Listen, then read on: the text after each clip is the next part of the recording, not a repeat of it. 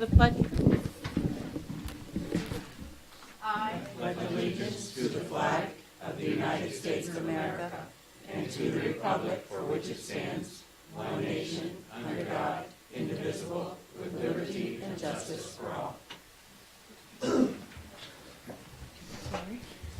I do have an agenda adjustment. I'd like to move 7.1, the MSBA school board training, up to the beginning of our meeting. So we're going to start with that, and then we will move on with the rest of our meeting. Okay? So move. Sorry. Second. All those in favor? Christy? Yes. Sorry, I forget. I have one online, so I'll go back through that. All right. We'll go ahead and move 7.1 and start with the school board training. Hi, so welcome Steve Bailey from Maine School Management Association, and he has a colleague that he's going to introduce as well. So thank you for coming and highlighting things for school boards to keep in mind. Thank you very much, and very nice to be here tonight. Yeah, Steve Bailey, some of you may recognize me from last time I was here. Very glad to be back again, and I know we have some new members as well.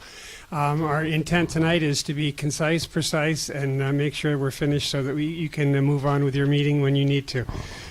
So with me tonight is a very good friend and colleague, Becky Fless, who's the board chair of MSCD 11 from Gardner. Becky also has been past president of the Maine School Boards Association for 3 different times. So we're very glad to have her here. She's an experienced board chair, board member, and really gets it in terms of what school board work's all about. So with that, we'd like to begin and just identify materials we have for you in your packet tonight. There are 2 different sides of your packet. One is slides that we will go through. We won't go through and use all of the slides, but we definitely will hit some of the highlights of the slides we have for you tonight. And on the right-hand side, we have handouts that we'll use to highlight a policy or 2 that you have. There are many other materials in there also for your reading that would be available for you after our meeting tonight. But the intent really is for you to know that we, Becky, myself, all of MA, MSBA, we are here for you. If you could just real quick go around the table and identify yourself, the name, the town you are from, as well as the number of years on the board. That will be helpful for us as we begin our work with you. So with that, if we maybe could start right over here. I'm Destiny. I'm student rep, and I live in Wyndham, but I live in the district. Thank you very much for being here. I'm Diane Whalen, and I represent Sabatis, and this is my 2nd year. Okay, thank you. Jen Waterman, Sabatis. This is my 4th year. Okay. Jill Bouchard, Litchfield, months. April, June, so 5 months. Robert Gayton, Sabatis, 23 years. Thank you, Robert. Bob English, Wales, 26 years. I let Sharon keep count. Scott Fife, Wales, 2 years. Okay. Laura Clifford, Sabatis, and 4 minutes. Well, welcome. Thank you. So we've talked about how the material is organized, and Becky, you can have this, move the slides forward, if you would, for the next one, please. We also had Christy online. Okay. That's right, Christy.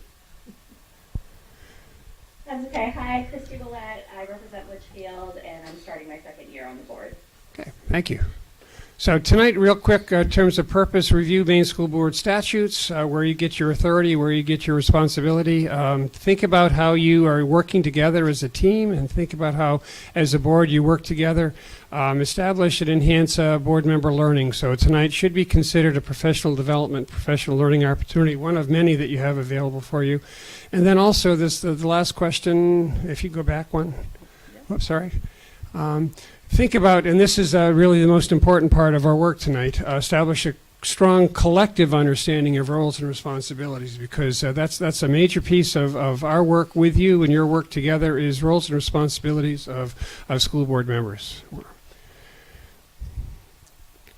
So tonight, I do have just a quick question for you first, and that is, are there things, knowing that this is going to be a board workshop or training opportunity refresher tonight, are there things that you'd like to make sure we talk about tonight? Are there things that, even if you're an experienced board member, that if you have a question that you were to ask, that you feel the answer might be helpful for board members who might be just starting out or who have only been here a few years?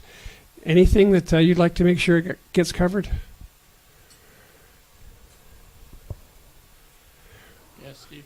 Yes, I Robert. guess the biggest thing that I hear in the community is that when people come up to school board members and they want to bring an issue up to them, they want to know why something can't happen right then. And I try to tell people that come up to me like that I'm only a board member at the board meeting. And that I can give you my opinion, but it's not a board fact until we're at a meeting.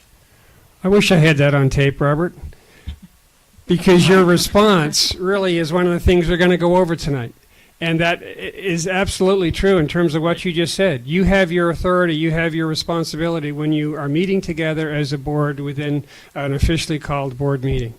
And the information that you just provided, and that is very much not known by folks in the community. And one of the things that I'm glad this is being videoed tonight, I mean, we're on, we have members of the public here as well.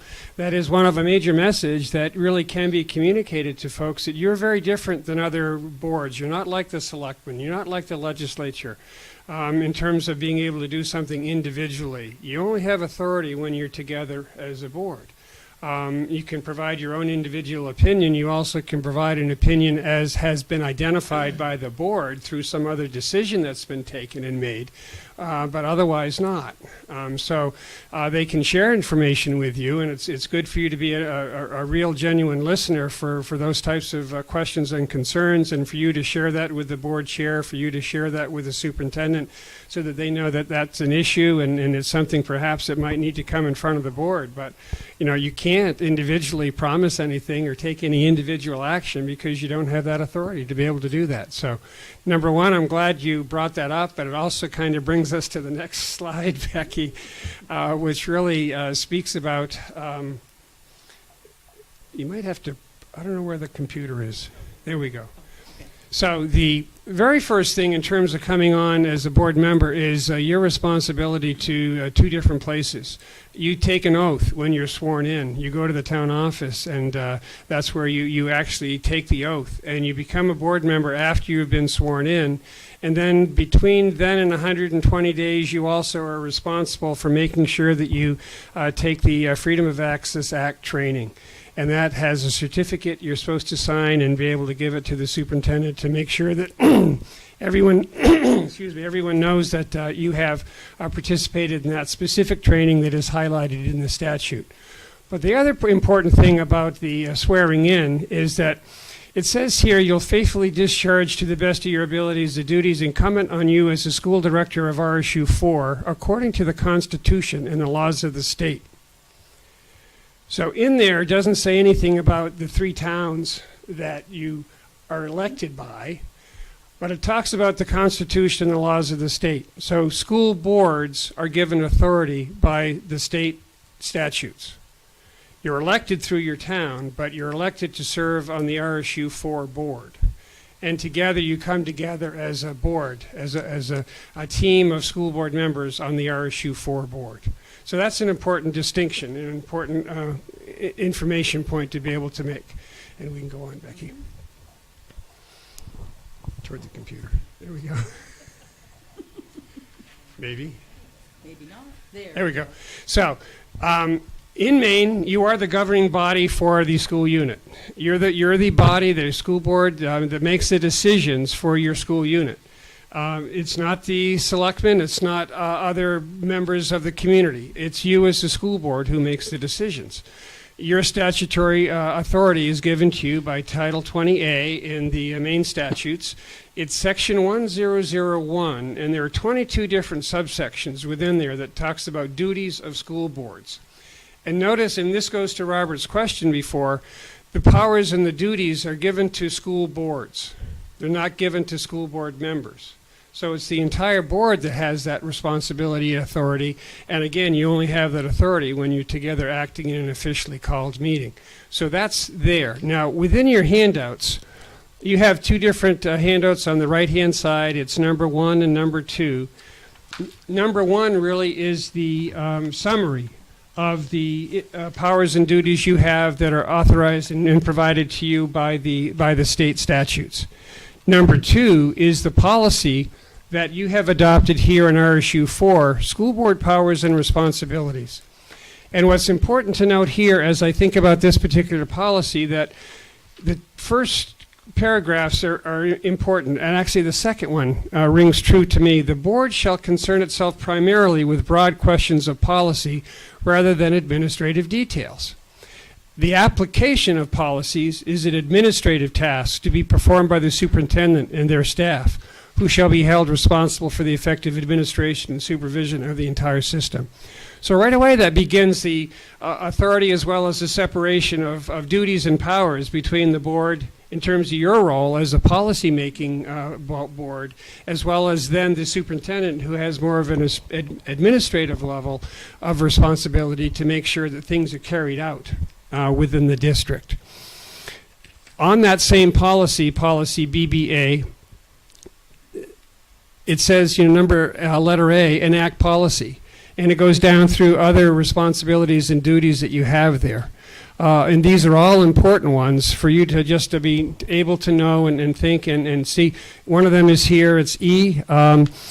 Actually F, develops a budget, financial reports, audits, major expenditures, payment of obligations. Now, you had a finance committee meeting before, right? Okay, so that's part of your role, to make sure that you're monitoring the expenditures and you're also helping make plans in terms of assuring that you've got the money you need to be able to complete the budget year successfully. The same thing is true for G. As you go about the budget preparation process, estimates the funds necessary from taxes for the operation, support, maintenance, and improvement of the school system. So these are things that have been put together in policy, adopted by your board to say these are the kinds of things that we actually do. Now, just as a note, policies are your foundation. They're your owner's manual. They're the basis for how you operate as a school system. Many of your policies are required. They come to you from statutes that have been passed, either federal or state, and that have been put into place as policies within your own individual district. And so they become yours as your district policies. There are other policies that are recommended, and you can then go ahead and adopt them as your policies within your district. And then there are some policies that you have local discretion over, and you may create policies to be able to take care of certain situations that apply to your district. It's important for those to be in place because for all policies to be in place, because you want to make sure that you have a foundational basis for if a question comes up or a situation comes up. One of the first places the superintendent is going to look is, do we have a policy that relates to this particular issue? If the policy isn't there, she's going to look at the statute. Is there a statute that applies to this? If there isn't a statute, she's going to call the attorney to identify is there something, some other form or support system in place for how we should act with regard to this. Most boards have a policy also that says, in the absence of policy, the superintendent shall make the determination as to how things should be handled in those situations. So with that, we'll move on to the next slide. We're getting the hang of it. All right. So are we on to you yet? Okay. So as individuals, you actually campaign, you get elected, you may be appointed, but you get onto the board as an individual. And you're elected or you're appointed through your town. However, as soon as you're elected, as soon as you're sworn in, you become part of a team. So you've got a team here of school board members acting together to be able to act in the best interest of students for RSU4. As Robert indicated through the question that he asked, you have no authority as individuals. You only have authority as a board based on a decision that's made through a legal vote when you have a quorum at an officially called board meeting. So then we say also that the success of the board member individually is tied to the success of the board. You want to be seen, you want to be viewed as a functional school board that's working collaboratively together. It never means that you're going to have 100% consensus votes or unanimous votes, but that you are working together as a team to try to make decisions that are in the best interests of all students for RSU4. And that once the decision is made and you leave the room, you don't say, well, everyone else voted this way, but I want this. You operate as a group, as a family, and that's that. We're ready to move on. Ready to move on? Yeah. Next slide. So again, it's just as a point to emphasize, no authority except when acting as part of the majority of the board. And that's where Becky indicated, once the vote's taken, once the majority of the board decides upon a particular action, that's the will of the board. And we'll get into that a little bit as we talk about ethics, but that's basically the decision that's been made, and it's important for all board members to understand and realize that. So let's move on. While she moves on, I'll ask Jill. My guess is you have weighted voting here, is that right? Okay, so the majority is determined by the weighted vote, correct, and not by just a count of hands. Correct. So this is an important slide, and it's an important slide for all RSUs and MSADs especially. This particular one, and I'm going to read it because it gets to the point of who do you represent. And I titled this slide intentionally, you're representative of, you're not a representative for. So I heard in some of the introductions, you're the school board member for a particular town. And you are elected by that particular town. And you have all kinds of different contacts over the course of the week, the day, the month, as you prepare for board meetings. People come up and talk with you in a variety of different places, and they want to make sure that you're aware of what their opinion and what their feelings are. And you're collecting all that information, and you have your own information to your own thoughts as you get ready to be able to consider a particular agenda item. And all that is really important as you consider the agenda and the topics that are going to be considered on a particular night. So when you get to the boardroom, though, you're going to voice interests and opinions that you know best, including your own. And then there's an important word here. However, you then vote on behalf of the best overall interest of the organization. Otherwise, what's in the best interest of students? So you have, I don't know how many students in your district, but and they're represented, and you have, 3 different schools in your communities, a middle school and a high school? Yeah, we have Middle, high school? Yeah, we have Five schools? 5 buildings. 5 buildings. So you have 5 buildings, you have students and staff in all those buildings. And in terms of when you come together in this particular room, for your meetings, your consideration is for all those 5 buildings, all your students, all your staff, all your facilities as it relates to how RSU4 operates. And so that, in a sense, is it's the advantage of an RSU, but it's also what some folks might say is a challenge of an RSU as you come together. But that's how it's established, as well as that's how the authority and responsibility is given to you. The authority was given to the RSU4 board, school board. It wasn't given to a school set of representatives from any individual town. So that's an important filter. If I could ask you to think about that as you make your decisions, have your deliberations and your conversations about agenda items, including development and passage of the budget, including staffing at schools, including facility maintenance that might need to happen, those kinds of things. So we're ready to move on.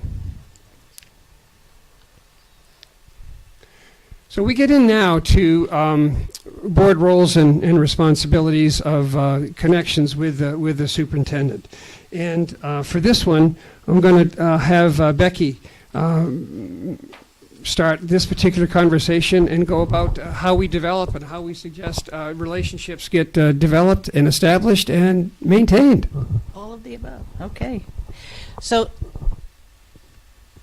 the relationship between the superintendent and the board is probably the most important one, because the superintendent is your one and only employee, and all the other employees are per employees. And it's like a bridge that that we don't cross, board members don't cross. You don't get involved in necessarily you set the curriculum, but you're not in the classrooms. You're not making sure that teachers are doing what you want them to do. You're not, you're very careful to allow the superintendent to do their job.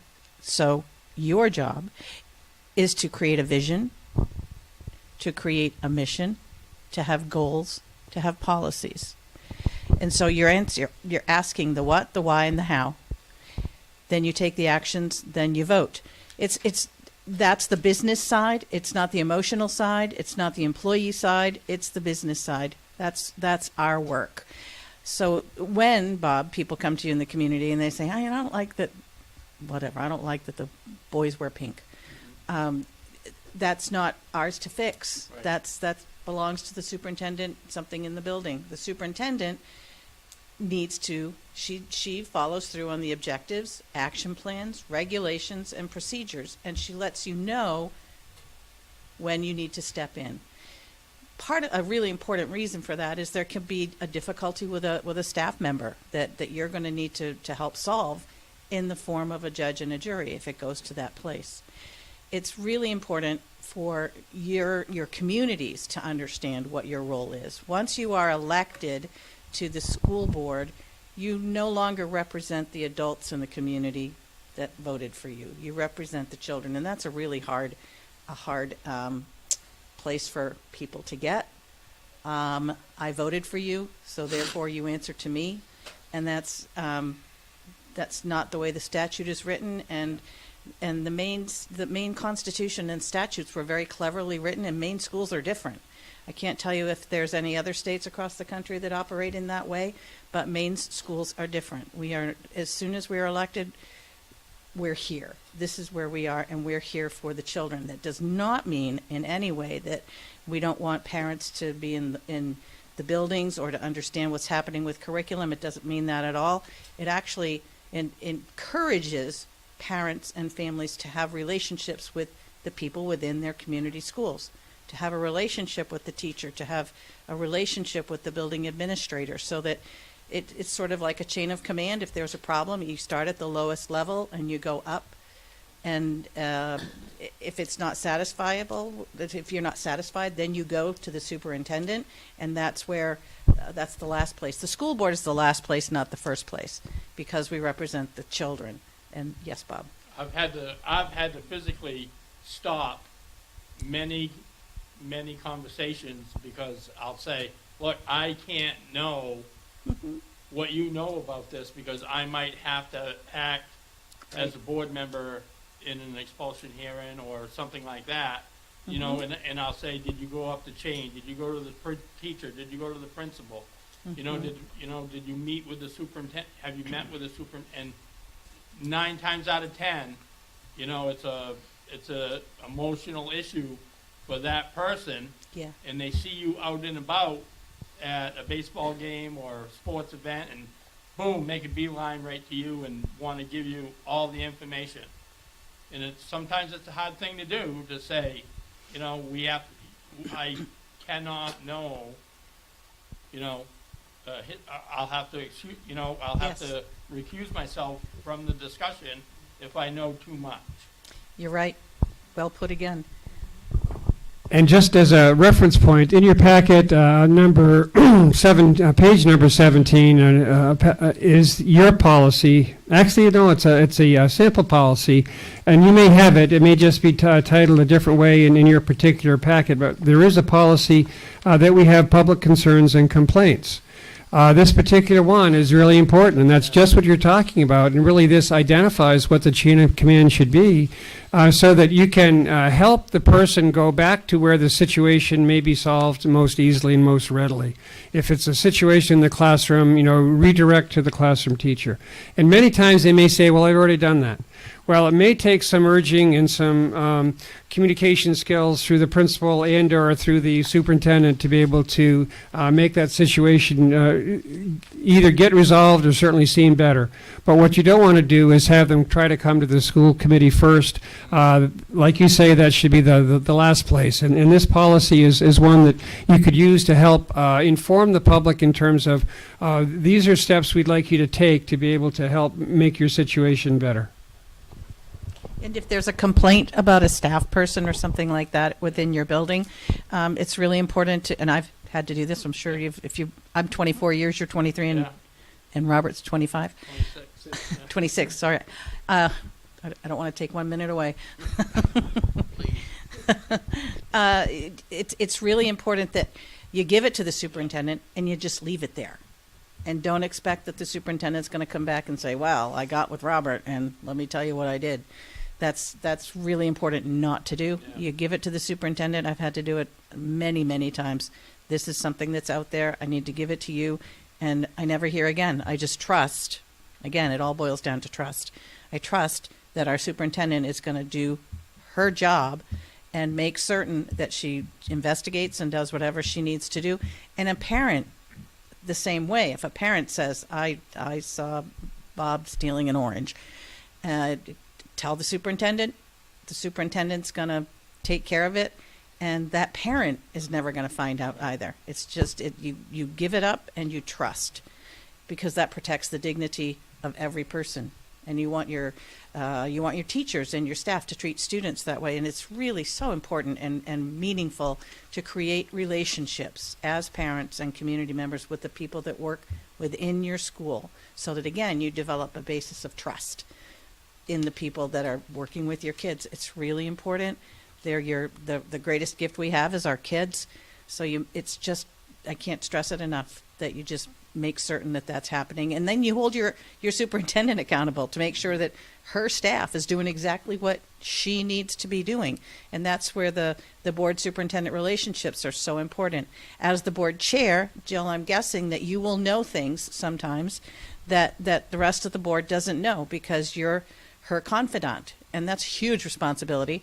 And you can't leave and you can't talk about it. And it has to sit with you. She's going to run things by you. And that's a basis of trust. Once again, you have to trust each other, and it might be tempting to ask another board member, do you have a vice chair? Oh, and he's very experienced. So if you have any questions, you can just ask him. And I have a great vice chair, and he's our policy chair. And when he'll often say, thanks for fielding that question. It's really important to have those strong relationships, because the rest of the board needs to trust in you and in you. It's that circle of trust that's very, very important. And as I take a look at this slide and look at the bottom two words with the "and" in between, really you are. Becky just mentioned the word trust, and we can't talk about that or emphasize that enough. I really look at that as a trust bank, because the more clear, the more open, the more transparent and trustworthy the communications are, the more trust that gets developed between the board and the superintendent. And as things go along and they go well, then you end up, with that trust bank growing in size, and you want that to continue to grow. There may be withdrawals, every once in a while along the way. We have bumpy spots from time to time, and there may be questions that come up. But you want to continue to think about, okay, how can we go back to making sure that we have that clear and effective communication to be able to work toward trust. And that's where the clear delineation of board responsibilities and superintendent responsibilities are so important. The other piece I'd like to just talk about in terms of this particular slide, down at the bottom there are two boxes. And this is where the superintendent is going to make recommendations to you. You have the role as a board to be able to talk about it, consider it during an item on an agenda, be able to take a vote, and then send it back to the superintendent so that she then can implement it and take action as to what's necessary, as opposed as included within the actions that are included in that particular item.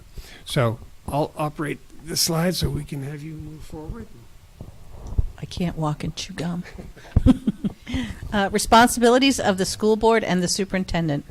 The school board's responsibilities are to hire and select and hire the superintendent, to set policy, make sure we follow the policies that we set, adopt a budget, which means understanding and really becoming fluent with the ED 279 and asking questions and having meetings and understanding how it works, how it doesn't work, how we don't get money when we're over. Not that they take money away, you just don't get it. Just really having a clear and fluid understanding of the budget process. And then we act as a board of appeals. The superintendent selects all the staff, and all the staff works for the superintendent. So that also means that staff should not be coming to you with questions. They should be going to their boss, their building principal first, and then going to the boss if that's not satisfied. The superintendent recommends and implements policies. Your superintendent is your educational leader, your expert. So when she brings a policy that she thinks you might need to have as part of your policy, or to amend a policy, or to take away policies, sometimes they get redundant and we take some out. That's part of her role, and it's really also very important that, again, you work together so you know the policies and become very, very fluent in that. And as over time, I'm sure Robert and Bob both are pretty fluent in policy because they come up a lot and you go through them over and over and over, and pretty soon they become almost like phone numbers. The purposes for administrators and administers the budget. So you propose the budget, administer the budget. You guys work together to create that budget. How can we live within our means? We do represent the children, but we also consider the taxpayers, because you want to pass your budget. But you also have to, so we had some folks in my community, our taxes are pretty high in Gardner. We had some folks who voted against our budget because they didn't think it was high enough. So again, that's part of really understanding where your community is at when it comes to how you're going to create your budget. What does the community want you to see? Do they want you to just cut money? Do they want you to spend a little bit more money? Do they have a place other than special ed? Because you can't control that. But are there other areas where they would like to see you spend more or spend less? That's part of that budget process where people should come, and encourage people to come to the budget forum so that they can ask the questions and try and understand better how budgeting works. And then she takes actions based on policy. Policy is your safety net. It's your safety net. Saves you every single time. So count on her. Count on your superintendent to know that. Ask questions and make certain that together you're following your policies and doing it in such a way that you feel comfortable and confident in the community. Next. Okay. So just as a refresher, you do have a policy that does talk about board of directors and superintendent relationship, and that's your policy BDD. It's an important one just to know and see, and it does kind of put in play all of the things that Becky just spoke about. Again, important. The next piece I really would like to talk about, and it's in your packet, it's your handout number 8. Each board within the state, they have what they have adopted as their code of ethics. It's your policy BCA. This really is a series of I will statements, and it was last adopted and revised December 12th of 2018, so it's a fairly recent document. But the intent is that this really becomes your job description. We talked before about your policies being the kind of the owner's manual. The code of ethics really is, okay, how do we work together? What are the kind of promises that you make to each other in terms of how you work together as a team? Some other boards also use this to help create norms for what their expected behavior might be, during board meetings, in terms of coming to meetings on time, to be able to make sure that you've read the materials before you come to the meeting, so that you're an informed board member and can participate fully, within the conversations that are needed to be able to make decisions. So I kind of point to a letter B when I talk about these, because this really goes to the heart of your commitment to students. which I will at all times think of children first and base my decisions on how they will affect children, their education, and their training. So if that indeed can be used as a filter for you, as you think about your consideration of decisions during your meetings, then that's a really important one. It also speaks about letter G, as we've talked about this before, but this is in your code of ethics. I will listen to all citizens, but will refer all complaints to the proper authorities, and will discuss such complaints only at a regular meeting after failure of administrative solution. So there you go, right, within one of your policies in terms of directing you or guiding you in terms of how you should respond should you be out in the public and someone comes to you with that type of a concern. Becky talked about this before, but H is I will support a decision made by the majority of the board of directors. And even the word graciously is at the end of that. So in terms of that, it's at least when this was adopted, it was expected that, okay, you have your conversations, you make your motion, you have your second, you have your deliberations. The deliberations are the time for you to be able to try to influence others in terms of how you think the important vote should go. And however the majority votes in terms of that particular item, that is the vote of the majority of the board. That's the decision of the board. That's the best decision the board can make at the time using the information you have at the moment. And then once it's made, that's the decision of the board. And so you move forward and move on to another item. So these are different, a set of statements that really, some boards take these, they use them, they perhaps refer to them at a retreat or some other type of organizational meeting where you might have the opportunity to be able to review them. Some boards even sign them to say, okay, we've taken the time to look at these, refresh ourselves on them, and make a commitment to try to operate this particular way with all of our board members. And it's really your commitment to each other as well as to the residents of your school community to be able to do that kind of a job. The board chair has some specific roles, and I'm going to give the mic back over to Becky because as a board chair, they have some specific things and really some special relationships also with the superintendent that are important for these particular specific roles. Yes, thank you. So the one of the roles of the board chair is a planner. You visit with the superintendent, probably the vice chair also. You will sit together with the superintendent and create your agenda. That's an important, and it has times specific that it needs to be out within the community. I think it's 5 business days before, Depending on policy. Yeah. depending on what your policy says. So you're the organizer, you're the convener of the meetings. So if you're not there, then Bob would run the meetings. You're the spokesperson for the board. Spokesperson for the board means that you speak to the press, to the media. It's important, however, that you have that relationship with the superintendent so that you're saying the same thing. So, and not giving your opinion, you're giving the opinion of the district, or you're giving the beliefs of the district to whomever asks. So planning, organizing, spokesperson, you're the delegator. You very likely decide where everybody sits. You are the person who puts people on committees. You are the one who listens to the ideas of the board when it comes to a committee chair. You don't select that person, but you listen so that you help the board make good decisions. Probably in my district, I try and take into account the gifts that each board member brings rather than just assigning people to committees. I like to visit with them and figure out what interests them. I feel that my experience says that you have a stronger committee if you put people where they work best, not just because you're trying to fill a spot. So that's another important thing. Liaison and a confidant. I spend a lot of time with my board members. I have a couple of board members who are often have a lot of questions about how we do things and why we do them that way.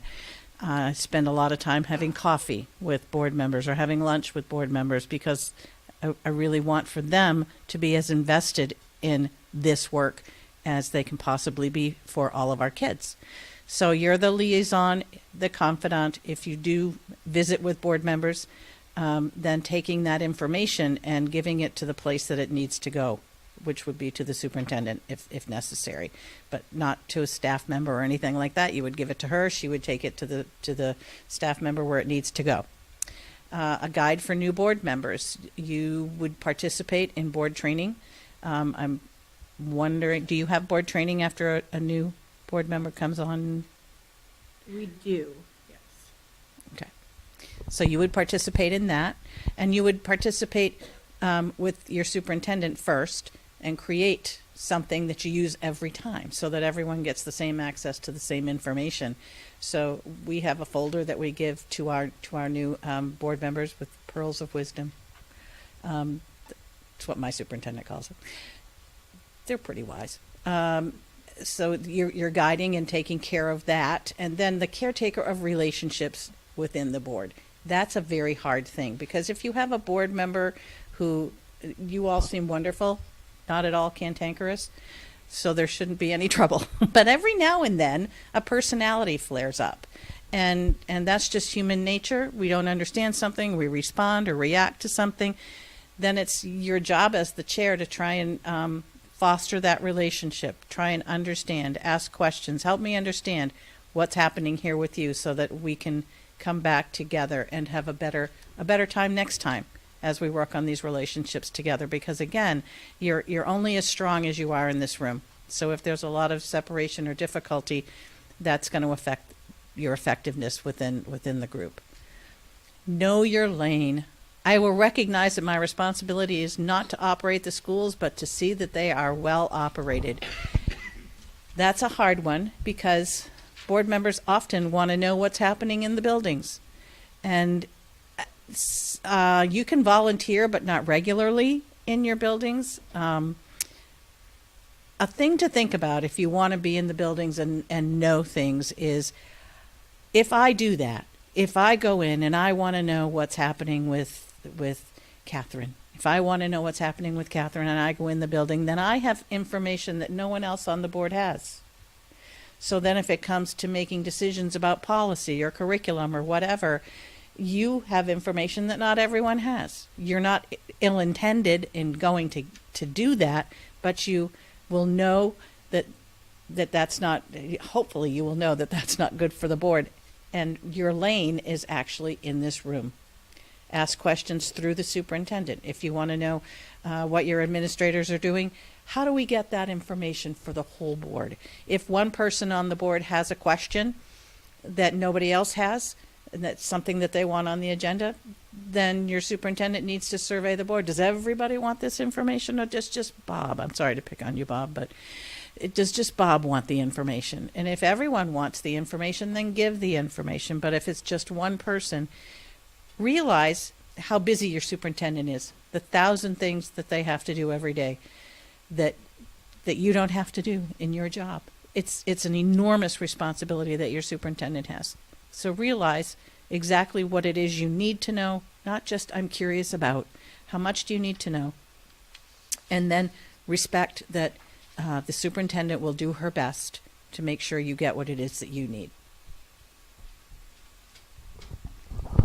So moving on, we have some things that we see boards do from time to time, sometimes not knowingly, but sometimes they just kind of walk into these situations. Sometimes boards don't understand what the chair's role is, and they get upset with that, and they figure that the chair is spending too much time with the superintendent and has information that they all don't have. Well, they're going to get the information when it's important for them to know it at the time that it can be shared. Allowing surprises, either from the superintendent or from the board to the superintendent, is not a good thing. You want to be strong and functioning well within your board meetings, and any information that you want to know about should be filtered through the board chair or the superintendent prior to the meeting. bringing something up out of the blue at a school board meeting, number one, the superintendent or you as a board may not be prepared to be able to fully explore that.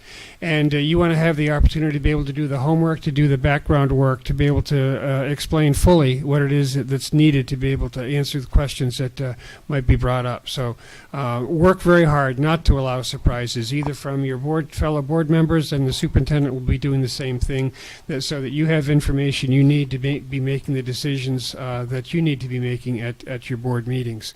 Not supporting the decisions of the board is another challenge, because that's one of those things that's really important for you as a team to be able to recognize what it was decided, what the decision was, as well as to how to support that outside the boardroom. Making sure that you demand proper respect and protocol by all board members at all times. I mean, it's very important for you to demonstrate and model respect in the boardroom, because that's what you want from others. And if you can set the model, if you can set the tone in the boardroom for others within your district, then you're really setting the stage for expectations from the top down. Then also just forgetting that the conduct of the board during meetings sends messages to the public, and you want to be viewed as a board who's very interested in the work that you're doing, very committed to the work that you're doing, but that you're also functioning in a consistent, continuous, collaborative manner to be able to make positive decisions, for the students that you work for within the district.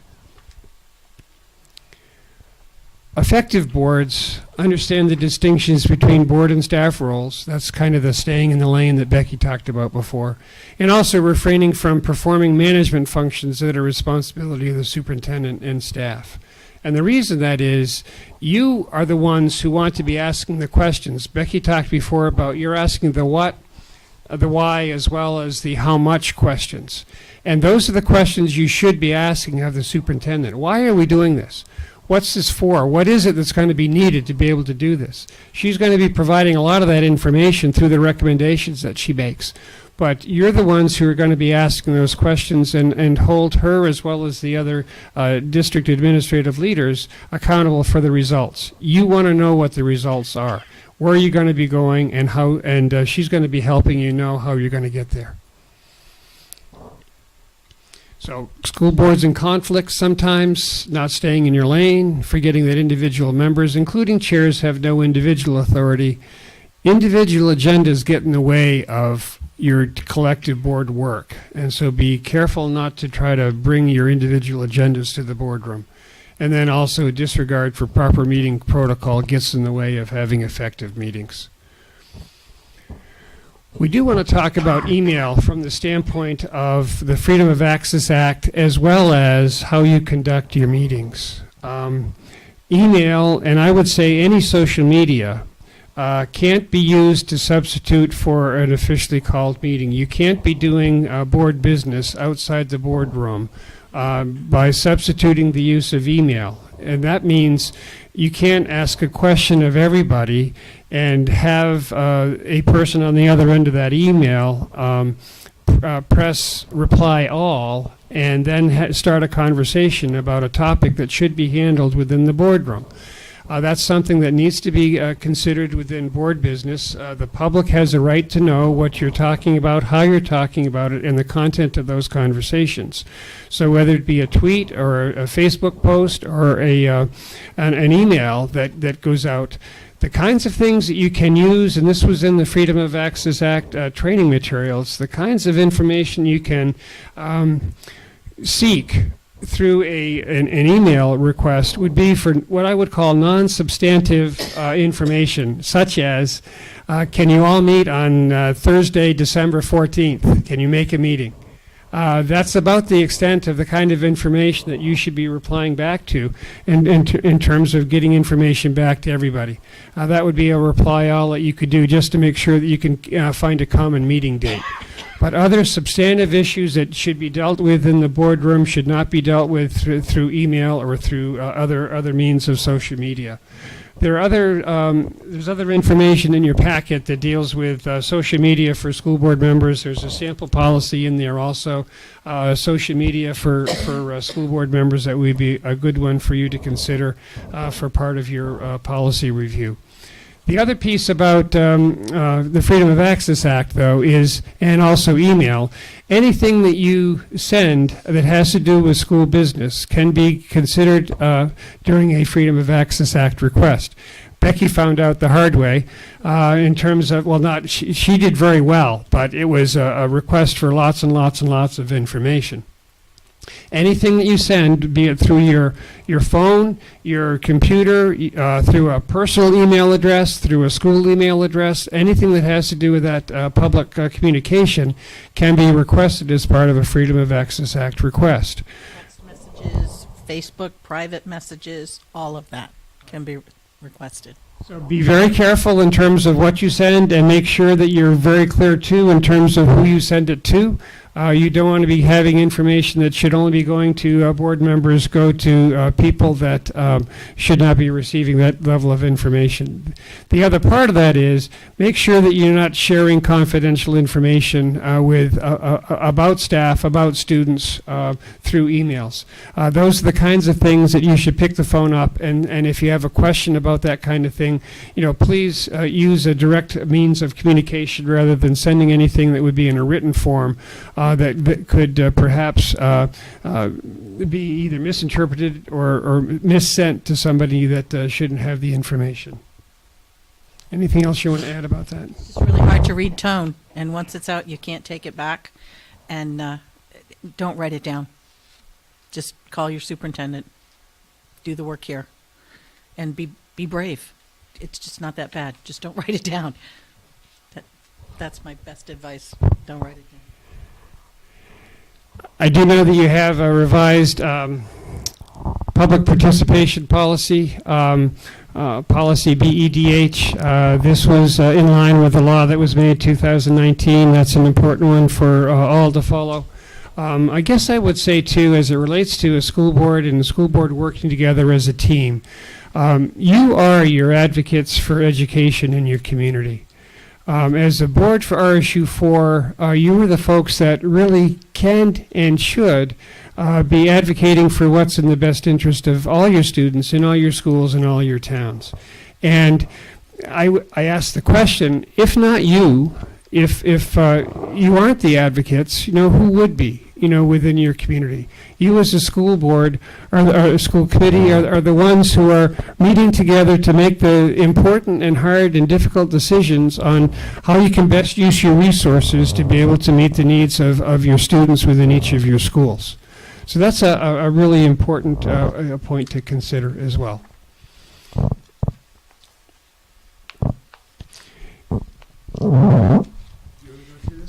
8 traits of school board members who are effective.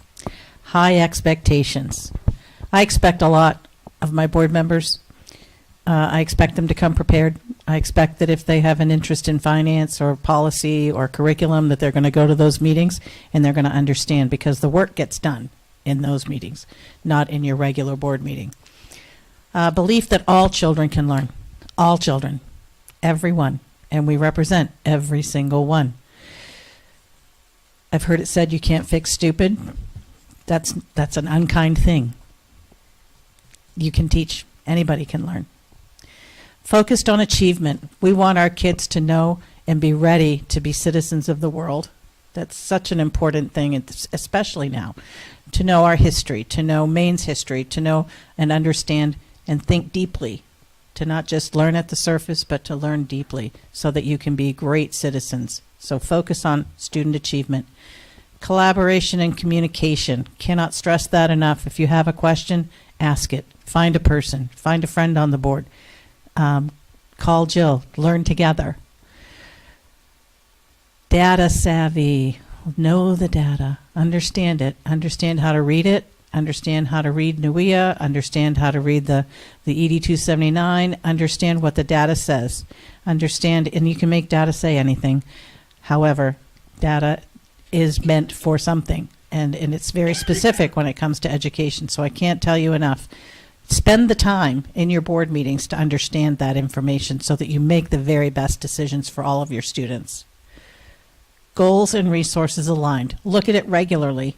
Are our goals and our resources aligned? Are we putting our resources where we say we want them to be? If we say we We want to have the best readers in the state of Maine. Are we putting money there? Are we using our resources? Are we using our staff well to get those needs met for our students? Team leadership is important. Be a strong leader. Whatever you're leaders. You're all leaders. You're elected. You have chairs, vice chairs, but you're all leaders. Lead together, band together, and be the very best public face for all of our students. They're counting on us to do a really great job. And then do team training, regularly train, regularly spend time learning what's new, learning what's changed, bettering ourselves, bettering myself to be a better leader, to be a better chair, to be a better a better confidant to my board members, to be a better boss. I want to be a great employer. You guys, you all want to be a great employer. You got to work together. That doesn't just happen. You need to have your one employee's back all the time. And you can only do that if you're working as a team. So that work together is just so important. And related to that team training piece really goes together with your policy. It's actually handout number 21 on your right-hand side of your packet in terms of the School Board of Directors self-evaluation. Now, I see that this was adopted. I don't see a date on it, but it is an RSU4 policy BBAB. I'm hoping that that's in play and that's in use because as part of a retreat or part of an organizational meeting, it really does give you the opportunity as board members. What are we doing well? What have we identified as goals for ourselves as the board? What do we want to accomplish as a board? How can we be better supports for our superintendent? How can we be better supports for the staff of our schools to be able to help them do their work in a better way? So one of the ways of you being able to do that is to take some time to be able to use your policy, the self-evaluation. There is a tool right behind that, school board self-evaluation, where you can identify, these are some things that we do all the time, these are some things we do often, these are things we do rarely.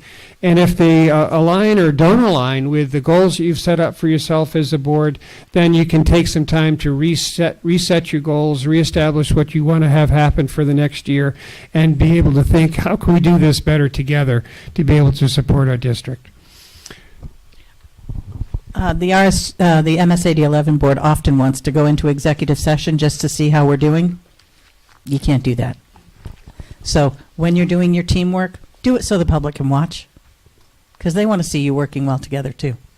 But it's not legal to do that, unfortunately. So with that, we'd finished our work tonight. We'd like to find out if you have any follow-up questions that you might have in the next minute or two. Again, glad to be here tonight. Glad to have this opportunity as a refresher. Any questions that we haven't answered along the way?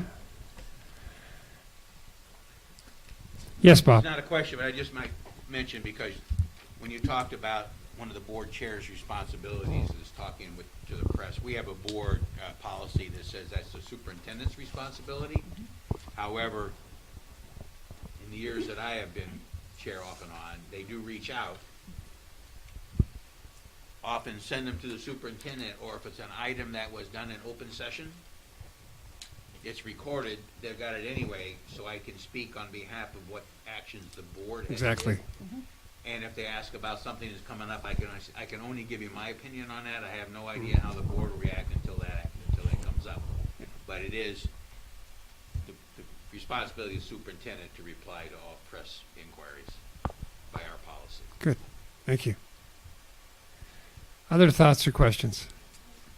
Yes, Destiny. I'm very new here, so I'm not exactly, I wasn't exactly sure how voting works. What is the voting? I haven't heard about this. Yeah, so weighted voting is every 10 years there's a census done, and the population of each town is computed. We are allowed 1,000 votes as a whole as a board, and that's plus or minus 2 for rounding.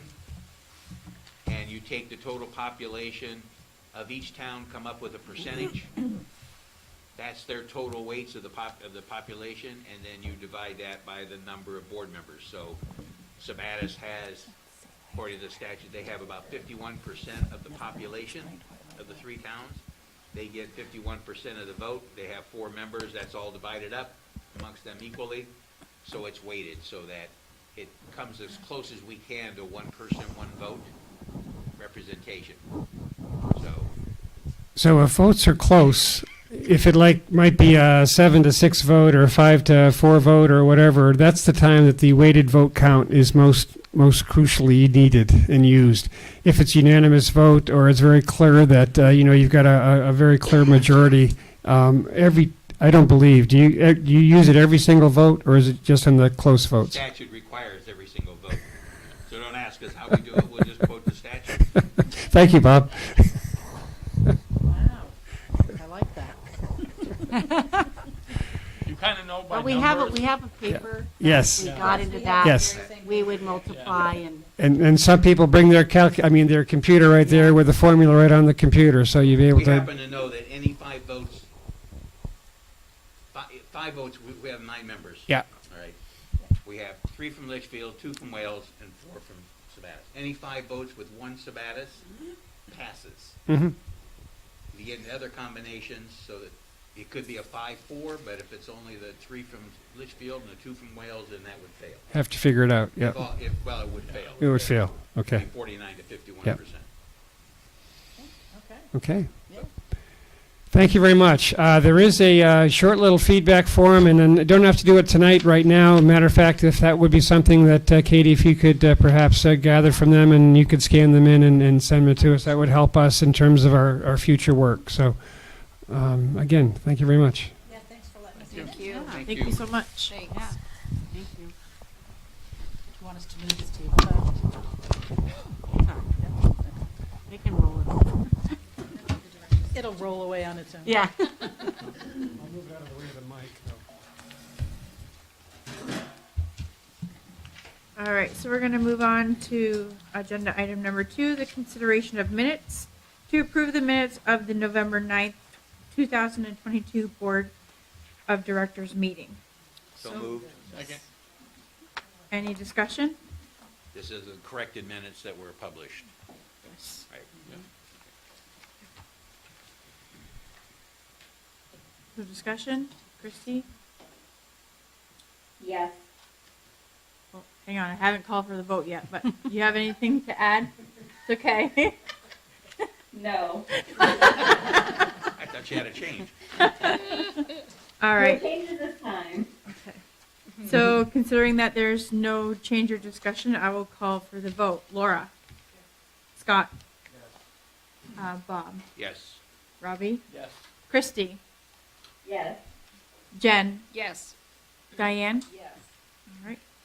Passes? Jill, Yes. Sorry. I forget that part of it. we're working as a team here to help. Exactly, there you go. I forget that part.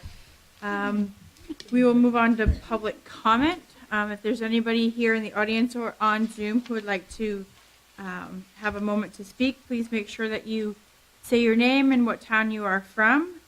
And please try to be respectful and leave any student names or any other teacher names or any other names out of your comment.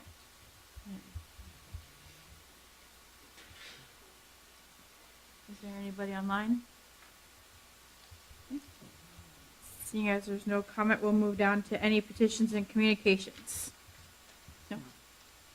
All right, we will move down to 5, reports, 5.1, superintendent's report. So you have the report in the packet, so I won't read it tonight because I know we've got a lot. But you have the superintendent's update. What I will add is went to Oak Hill High School last night, and the rock band was rocking. Really good, excellent. It's just great to see kids so excited about what they're doing. And the talent, it was amazing.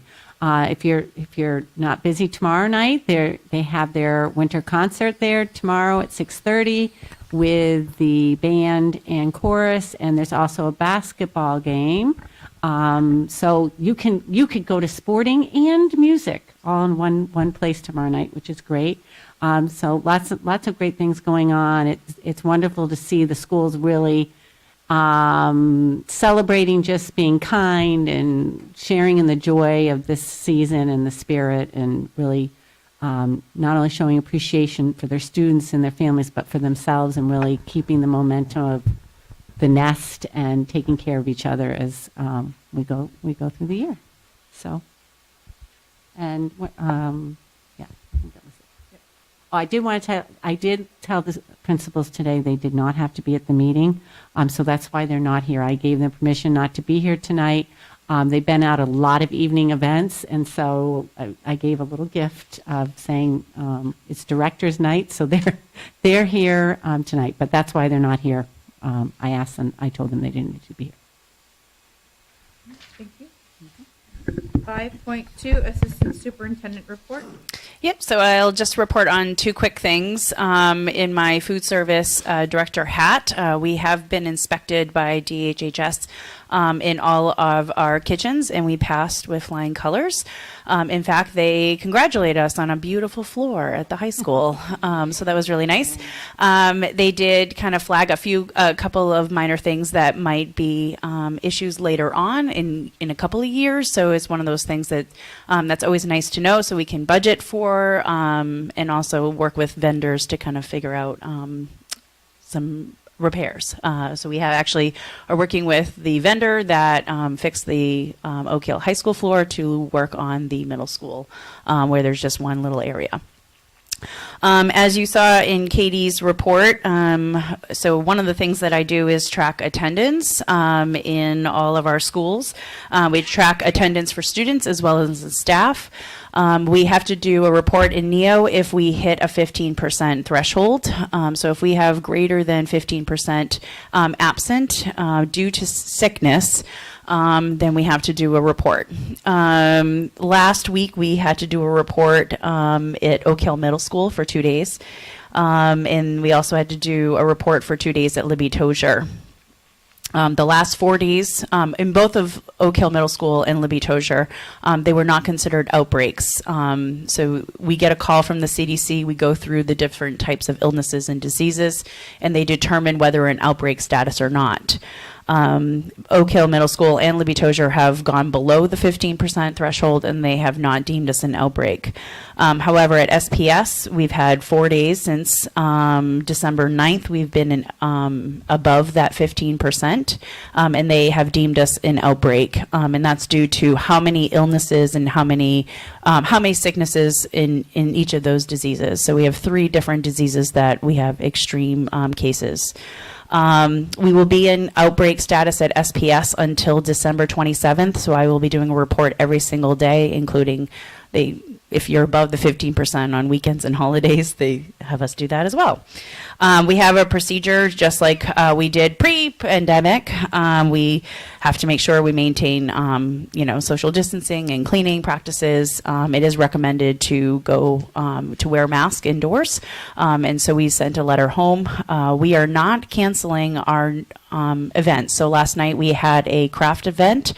We had 36 students attend, about 105 individuals in the school that attended. We asked them to sanitize, and we offered masks. It's not required, but it was recommended. We changed the layout of the craft night to ensure social distancing. So instead of everything being in the gym, we made sure that they were some events in the gym and some in the classrooms. And we made sure that everything was clean before and after the event.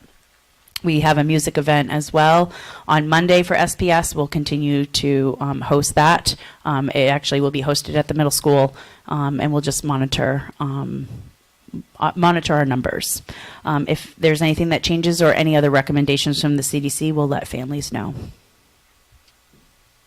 Any questions?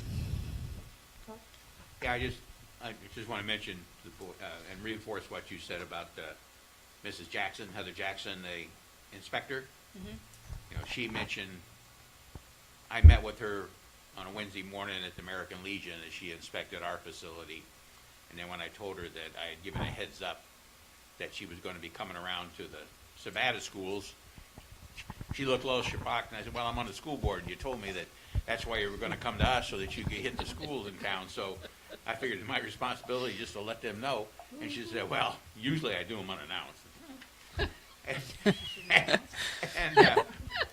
Good job. And then she came back and she said, well, I want you to know that your schools are really good. So she's quite pleased, because she had already done all the other schools, the other 3. Yes. It was just the 2 in Sabatis that she had to get that day. So she complimented our staff on the cleanliness and the way that food facilities were being taken care of. I'm sure my staff will love to hear that. Thank you, Bob. Anyone else? Thank you, Kathy. Financial report. It was in Yeah, the it's in the package. packet, but I'll be making a report Okay. tonight.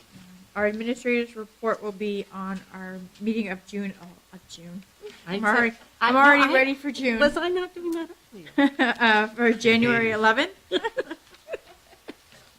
So we'll move on to director's report. Norma Jean.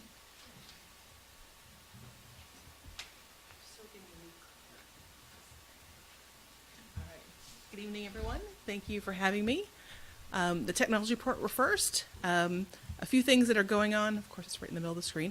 So we're continuing with our Power School implementation and customizing as we go. So we check and adjust and check and adjust. That's the thing we're doing right now. We had some professional development on Power School in November. We had 2 days of object reporting. That's where we created report cards and special reporting for teachers and whatever we need. And then we had 3 days of Power School's Power Scheduler training, which was grueling, but it was a great training, and it will really help us build our 23-24 schedule. Yeah, for next year, which is great.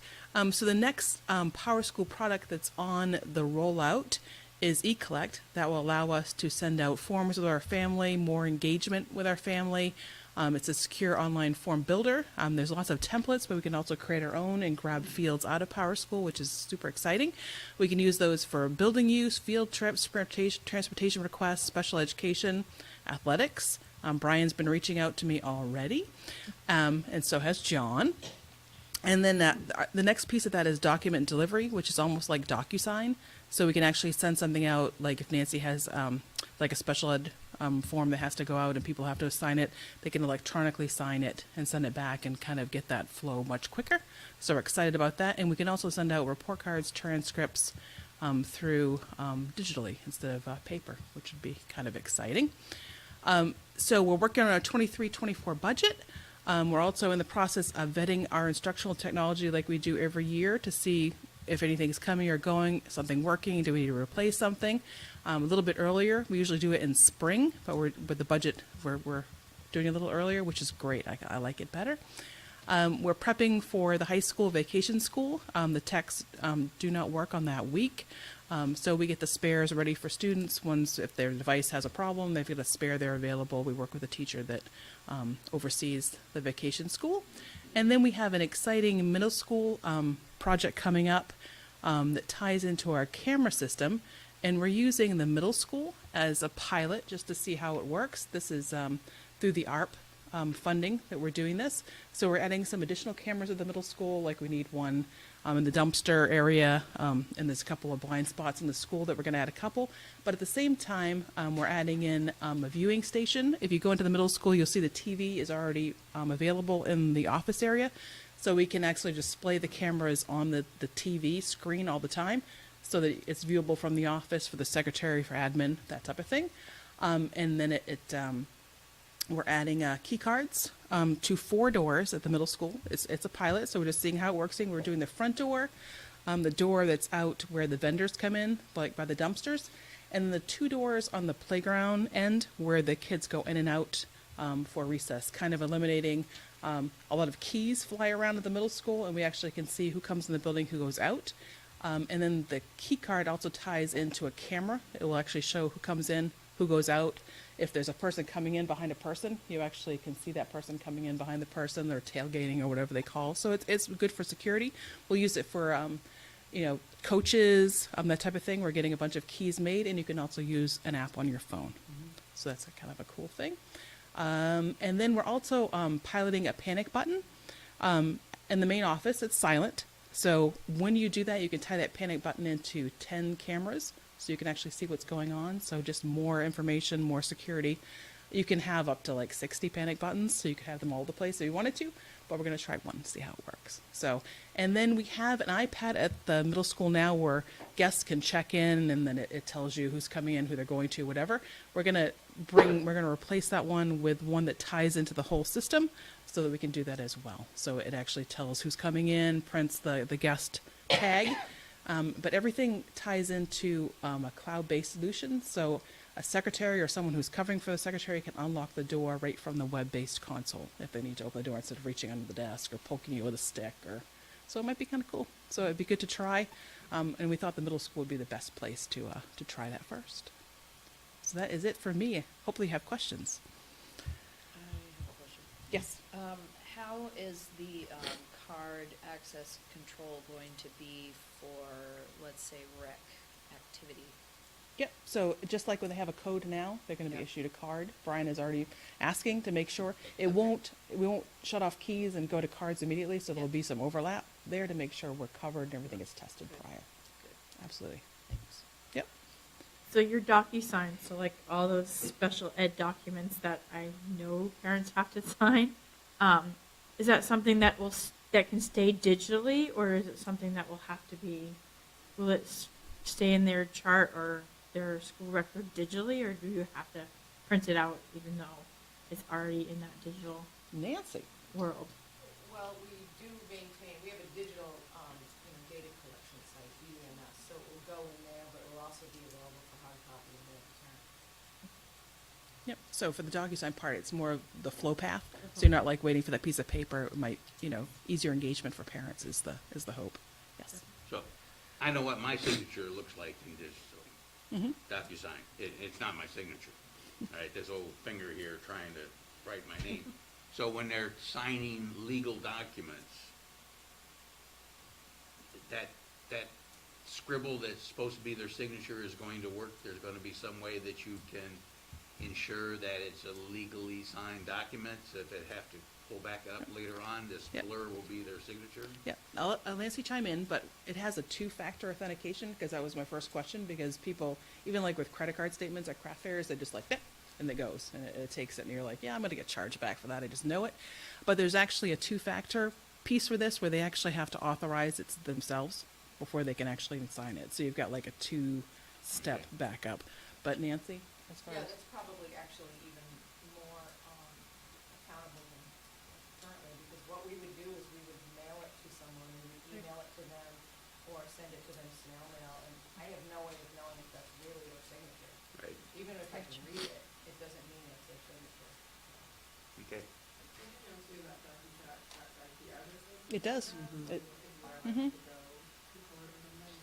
Yeah, this does the same thing, so it will track the whole path by IP. Yep. Any other questions? No. Maybe.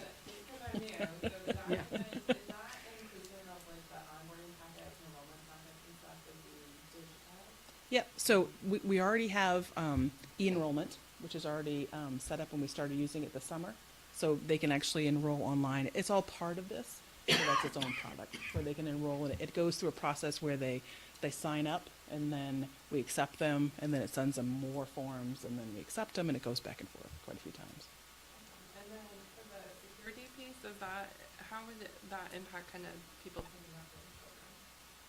It wouldn't be any different. It doesn't, like for the security, for the cards, it's more for people who come in on the weekends, vendors who need a card on the weekend, sporting events, staff.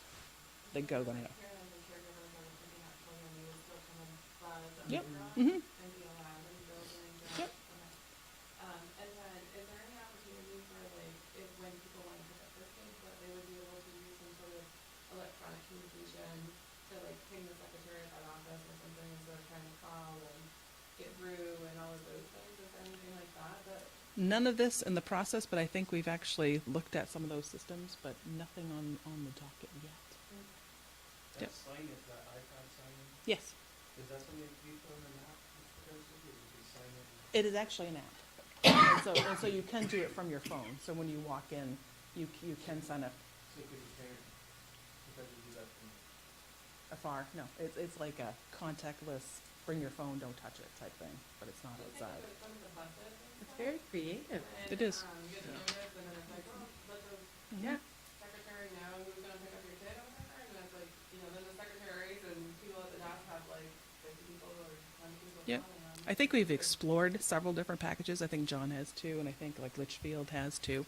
Just none of it's come forward enough to, another new program. Come on. Another Somebody new- will just, somebody Yeah.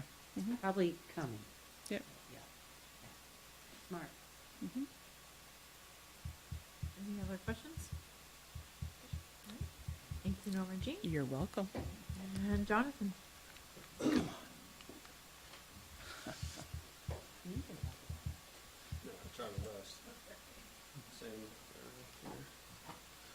All right, good evening. I'm going to start with an update on the facility side of things, news announcements, but again, more an update. So, lead in schools, we have the results back in from all the lead testing that we've done, both confirmation, initial, and flush tests. I've sent that to all of you, I think actually with the exception of Laura. I'll be sure to send that to you following this report, but it outlines all of our results that we got from testing. So the next steps is to meet with our water quality, or with Water Quality, which is the company name for our licensed water distributors, who can better explain the steps for remediation.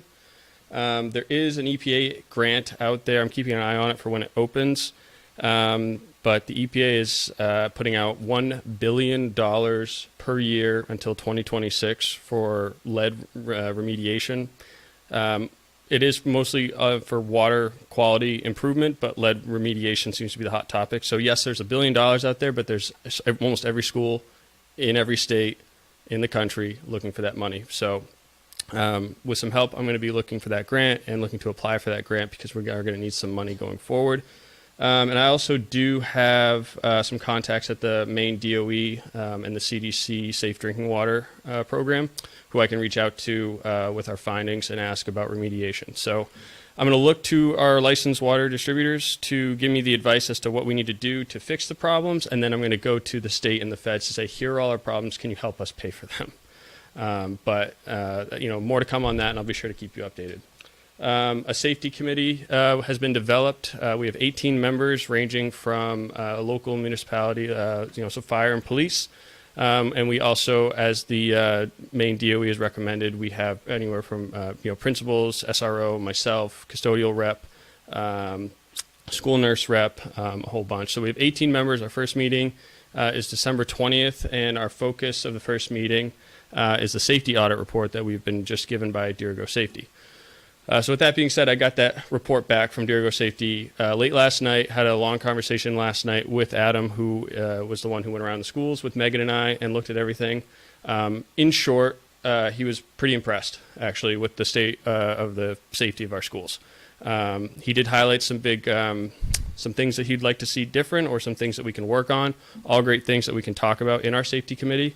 I'd be happy to talk about the safety audit with you all at some point, but given that it talks about the safety and the vulnerabilities of our school, I don't want to do that at a public session, whether that be executive or just somewhere else. Yeah, 'cause John and I talked about annually you approve the EOP, the Emergency Operations Plans, so that would be a time where he could come in and kind of talk about what the plans are, and you get more information on that. Yep.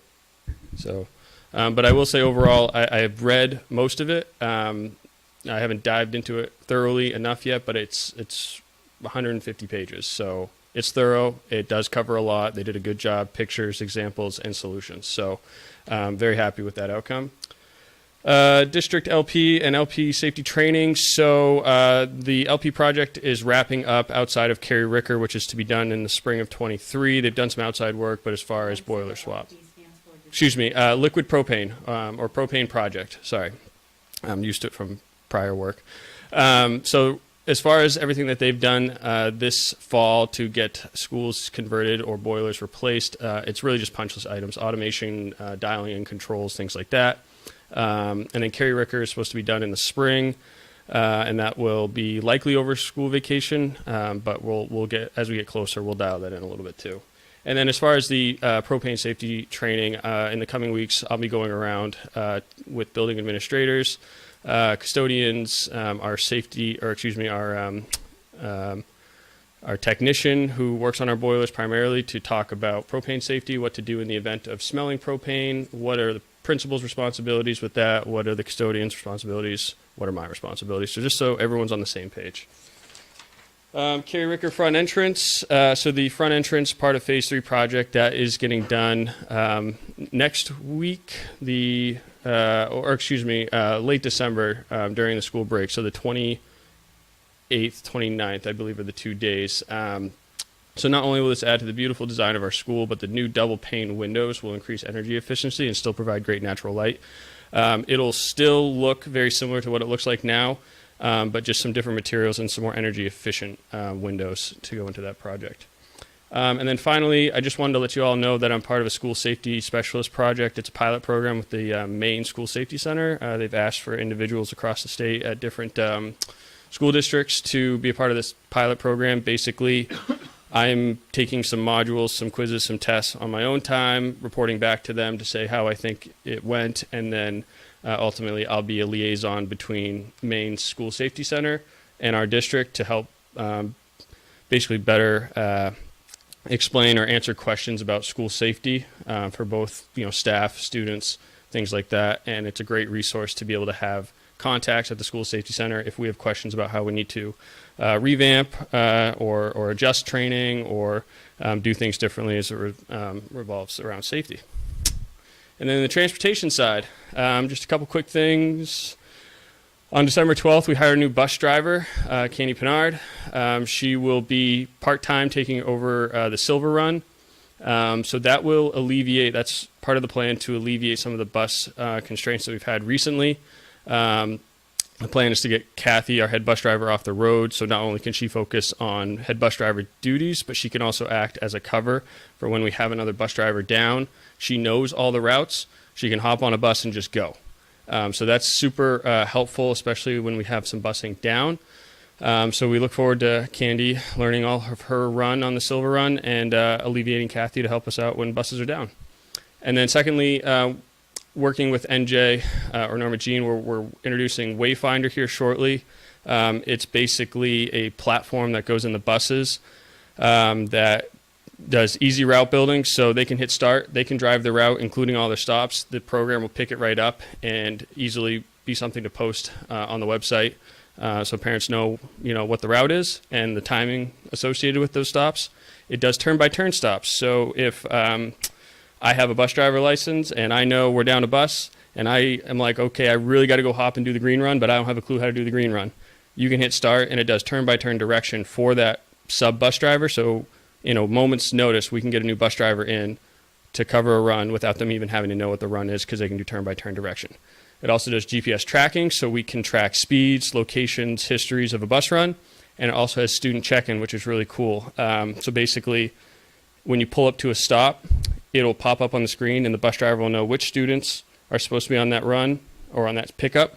You can check in the student, and in real time you can see, okay, at 7:30 in the morning while the bus is going around Hollowell Litchfield Road, I have these certain kids on the bus. So in the event of locating a student, dealing with an emergency, you have real-time data. You can also check them out of a bus when you're dropping them off. And that about sums up transportation and facilities. Do I have any questions? Jonathan? Yep. On the lead piece, I know we had discussed it, but looking at the information, some of our higher lead numbers are in our older buildings. Yeah. Yep. And I know we did the 30-minute flush, and the numbers went down sometimes significantly on those, but not in the older buildings. Correct. Yeah. So lead solder was outlawed in the 80s. So buildings that predate 1986 are going to probably have some higher lead results only because that solder was used. Lead-free fittings, so like your 90s, your T's, your elbows, things like that connect pipes. Lead-free fittings wasn't a thing until like 2 years ago. So all the schools are subject to that. Old galvanized steel piping, I believe, can also leach lead. And then just old fixtures. Old buildings have old fixtures, so those can leach lead as well. So you will probably predominantly see the higher results, especially on the flush side of things, at the older schools. Right, thanks. Sure. Yep. I just want to mention Candace is the bus driver for us for many, many years, and it's come back, so she retired and it's come back. Yeah, she came to me out of the blue and said, "Hey, I see you guys are hurting. I know the area really well. I've been a bus driver. I just want to help you guys out as much as I can." She's doing it more so to help us and not for a need of work. So she's doing us a really big favor, and she already knows the run pretty well. I mean, she trained for a day and pretty much had it down pat. So it was a quick learn, which is great. And she can be flexible on the days that she can help us, as she's doing part-time right now. I talked to her briefly and heard that she was about to come back. Oh, good. Wait for her. At that time, she was waiting for a physical that Yep. was last Friday. Yep. And I thanked her on behalf of myself. Oh, good. Thank you. We're grateful also for her. Yeah, it's certainly going to help where she's starting out this week. Kathy, once she's fully trained, Kathy will be around and available, especially to cover runs as they go down, because we've had that issue a little bit recently. In your Reliable report, did you notice anything about ballasting yourself? No one maybe rolling that up? So that'll be a great topic, actually, for the safety committee. I think it's important that not only members of the school district, but members of police and fire, who we all have to work with and train with, are on the same page with what kind of training.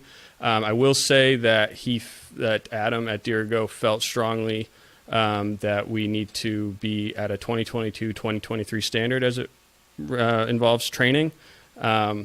So again, great things to all talk about at the safety committee, and those are all things that I can report to the board too as necessary. The safety committee, the first meeting is the 20th, which is next Tuesday. Yep. I assume you don't have a board member on that committee? We don't. I'm certainly open to it. I talked to a representative from the Maine DOE who specializes in school safety and said, "Hey, who am I supposed to have on this board? I want to make sure I have everyone I'm supposed to have." And they said my list was all inclusive, so they were happy with it. I don't think we necessarily shouldn't have a board member on. I mean, I don't think that's a bad idea, but something to further discuss, certainly. Yeah, absolutely. Anyone else? Yes, I have just a clarifying question. Sure. So on the wayfinder, Jonathan, you mentioned that routes will be trackable stop by stop.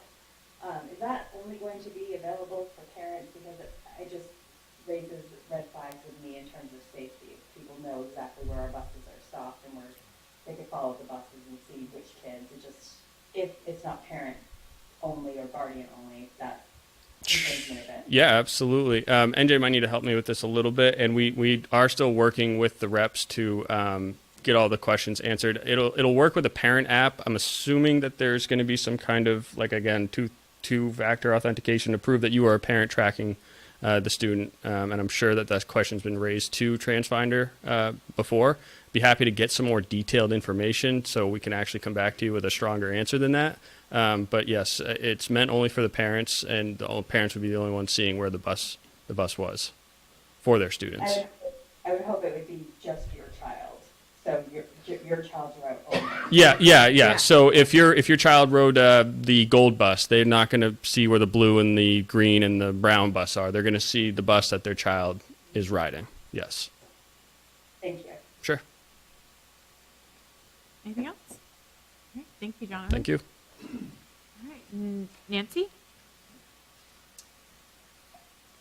Good evening, everyone. I just have one piece of information about special education and a couple of just fun things that are going on in our programs.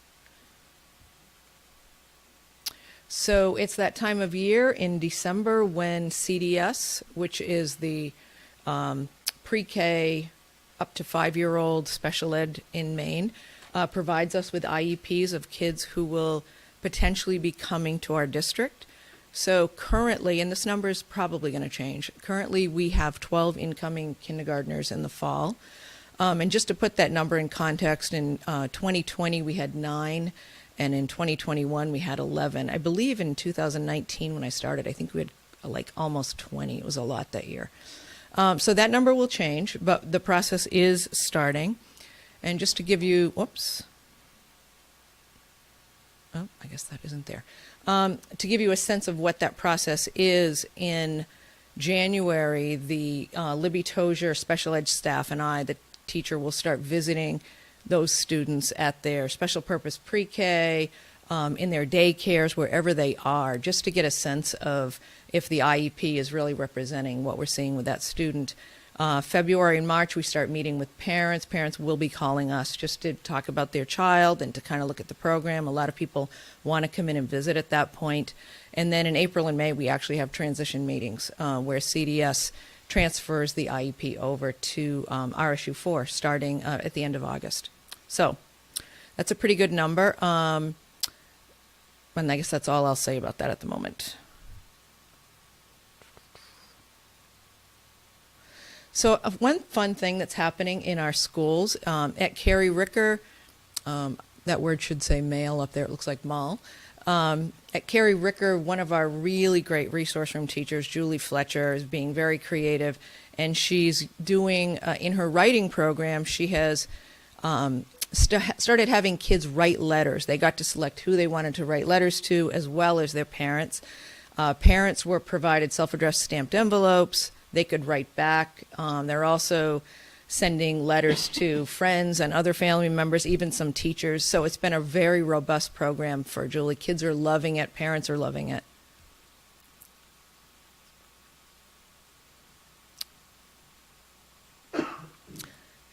And the last thing, and I actually got to see this this morning, the Functional Life Skills program at the Oak Hill Middle School has an ed tech who's very musical, who plays guitar, and she has been able to access all the guitars in the music program at Oak Hill Middle, and the Functional Life Skills students are learning guitar. It was really fun to watch. They're picking it up a little bit. They've only had 2 or 3 lessons at this point, but like a lot of things, and like in sports, it has actually spurred some kids to want to take up other instruments. There's one student already who is looking for a trombone to start taking lessons. So it's been pretty cool. And that's just a picture of them.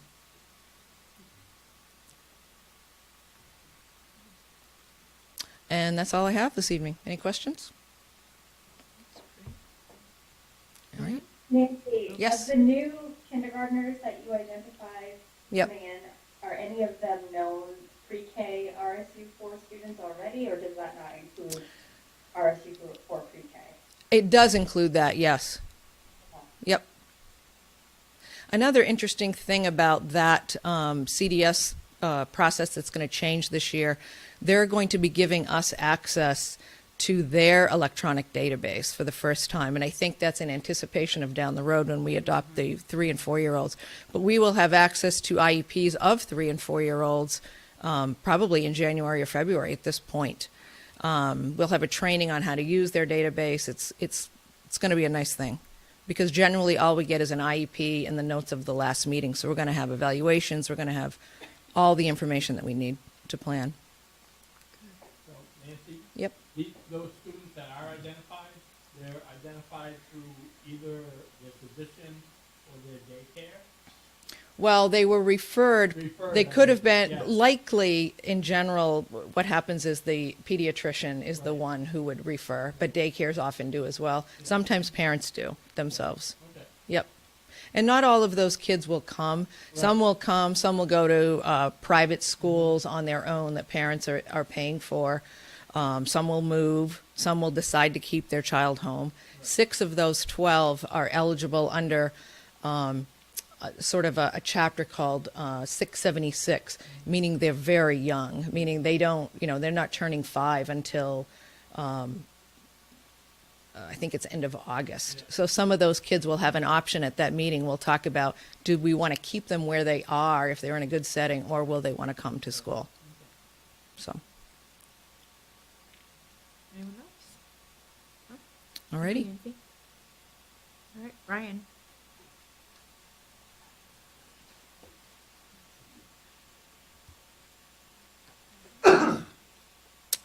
All right, good evening. Just a couple of quick slides to kind of cover winter sports getting started up this year. So we have 6 athletic programs being sponsored at the high school: girls, boys basketball, winter cheering, and then just kidding. And then we have indoor track, which we're co-oping with St. Dom's, wrestling, which we're co-oping with Lisbon, and then ice hockey, which we're co-oping with Great and Gloucester, Poland, and Levitt. So a total of 63 athletes.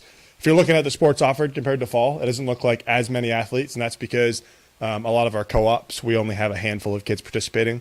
For instance, indoor track, we have 2, wrestling, we have 1, and ice hockey, we have about 9. So compared to our summer programs where we had 7 sports, but a significantly higher amount of athletes. And then at the middle school, just 2 girls and boys basketball, which is about 53 athletes. And those seasons are all underway. Middle school's about halfway.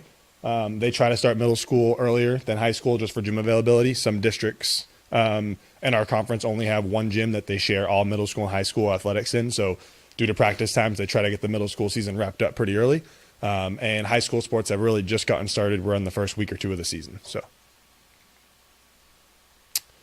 some eligibility stuff, just touching base on it. Middle school eligibility will take place on January 6th, and high school will be January 20th, just because of the holiday and realizing I won't see you guys for another month. By the time I report again, that'll already be passed. So same process that we did in the fall for our pre and mid-season checks. It's 5 classes at the high school, and it's a score of 2.0 on all summative assessments and habits of work at the middle school.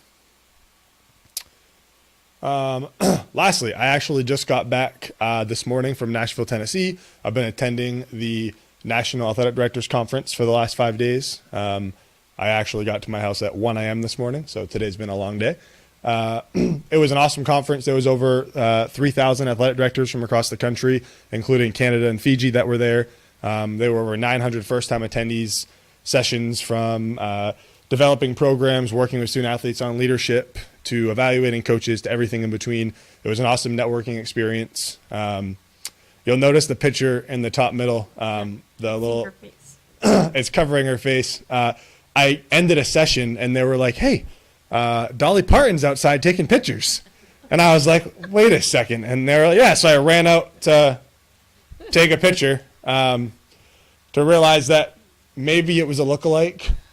I would hope that our national association, this isn't me, is it? No, okay. I was like, this remote's going crazy on me right now. I'm not doing any of this. You're going out, Joe. Yeah, oh, there it is. But even though I could not confirm or deny if it truly was Dolly, I made sure to get a picture with her, so that was great.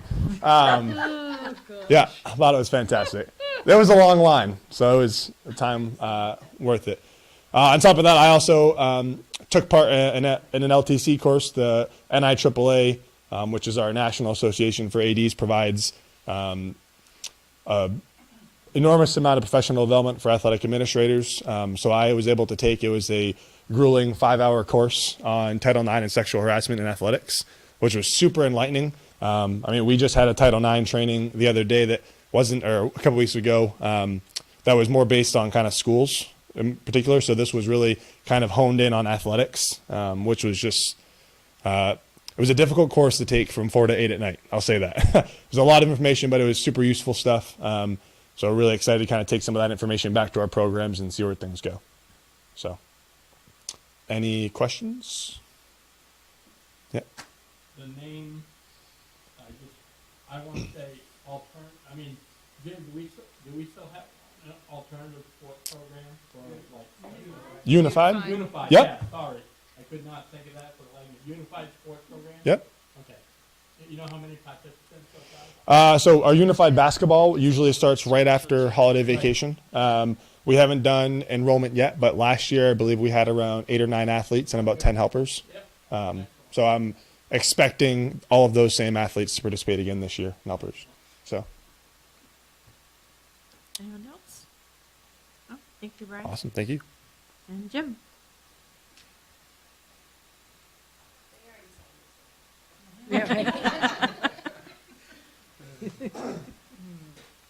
Good evening. So tonight I thought I would talk about, I don't want Brian again. I would talk about some of the different paths to graduation for adult education. So the 3 most common ones are the high set, which used to be the GED. People still refer to it as a GED, but that's a series of tests, which I'll explain in the next slide. Then the high school diploma, and then the dual status credit recovery. So the high set stands for High School Equivalency Test. It's a national high stakes test. It starts with 5 pre-tests that the students come in and take. If they pass those, which is, they call it prepared. If they're prepared for those tests, then we go on to test them for the official test. We don't ever give a student the official test until they've shown that they're prepared with the pretest. It's one of the regulations the state wants us to follow. So once they've taken the 5 official tests, if they have passing scores and are prepared in those, that's how they receive their high school equivalency diploma that's awarded by the state. So a lot of the subject areas are math, science, social studies, English writing, which includes the essay portion, and then an English reading part. So once they've committed to the high set, it can be probably about a month. Sometimes if they're not prepared, it can be 3 months. Typically, we usually have students go through in about a month to 2 months' time with the high set. The high school diploma path, that's when a student comes in, I evaluate their transcripts from another school, or if they were a no-kill student, I evaluate their credits from there to determine how many credits they'll need, how many they earn at their previous school, and how many they need to complete with us. So our high school diploma is the same as the high schools. It's just a different signature on it. We require the same amount of credits that the high school does. So, one of the big concerns is students dropping out because the adult ed might not have as stringent credit policy, but ours is the same as the high school, so there's we really don't see that. And then once they've enrolled in the high school diploma path, they start to take classes with us through our adult education instruction. A lot of times that can be pretty quick or lengthy, depending on how many credits they obviously have earned at that point. So just a rough idea, when a student comes to see me that wants one of these, I look at their credits. If it looks like they need 4 credits, let's say, I usually recommend that they go the high school diploma path. If they're 10 to 12 credits away and they're looking for something a little bit quicker than 2-3 years of going the high school diploma path, that's when we start to possibly promote them or encourage them to do the high set. And then the last one is the dual status credit recovery plan path. This is a collaboration with the high school. So if a student should not pass a class early in their high school career, let's say it's a math or an English, and they never recover that credit through their 3 years at the high school, all of a sudden they're a senior and they say, oh, I never really took that math that I needed that I didn't pass as a freshman. So we offer through our program for them to come and recover that credit with us so that they can graduate on time with their classmates. I think that's it, unless there's any questions. I have a couple of questions in terms of deliverables. Like how many students for each one this year so far, or Yeah, so with the high set, we have roughly 3 students currently working on that. One is completed, a 4th one is already completed. With the high school diploma, we have 2 students working on that, and the dual status is something that we're going to roll out in the at the beginning of the year, because typically we won't see a high school student come ask us about that until the second semester, when they all of a sudden realize that they don't have enough credits to graduate.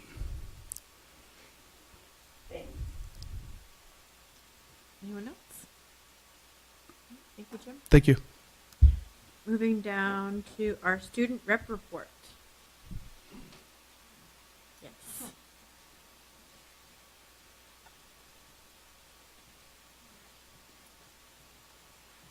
So, some of the things going on at our school, it was in November, early November, our FBLA club, which is known as Future Business Leaders of America, we went to Pine Tree Camp, which is our annual volunteering event, where we raked leaves and organized merchandise for the camp. The camp is a summer camp for special needs kids, so it's really nice just to go and visit and rake and help out, and we get lots of community service hours from that because you do need 10 to graduate.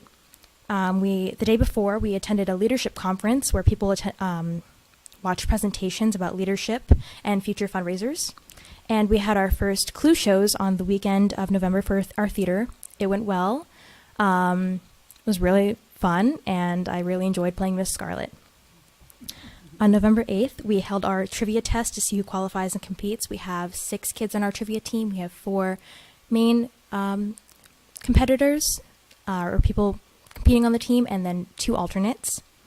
And then on November 16th, FBLA held our installation ceremony where our chapter officers were sworn in.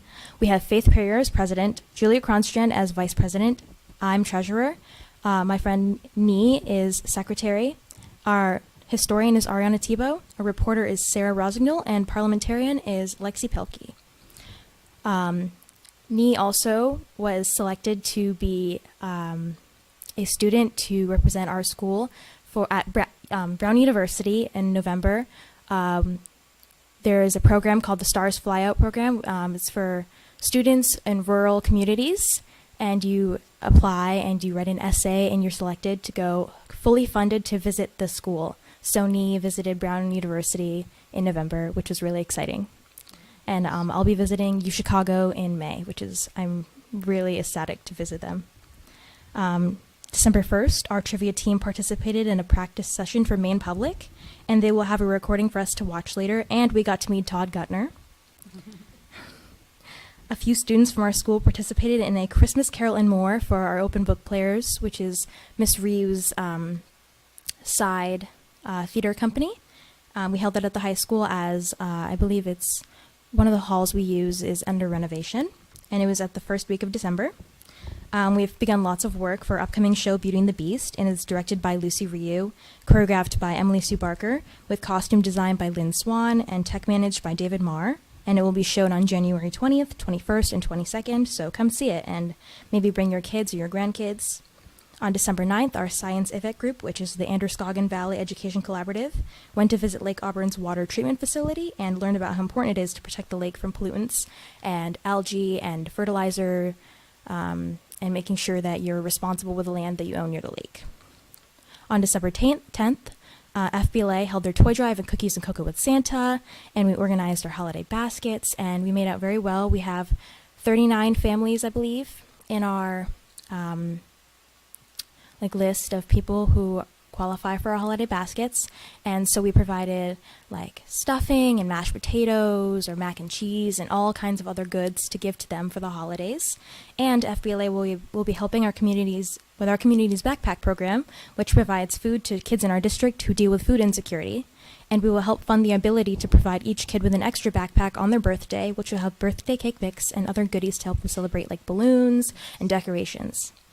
And last night, as Ms. Grandin said, our Intro to Rock Band and our rock band had their concerts, and it was phenomenal. And chorus and concert band will have their concerts tomorrow night.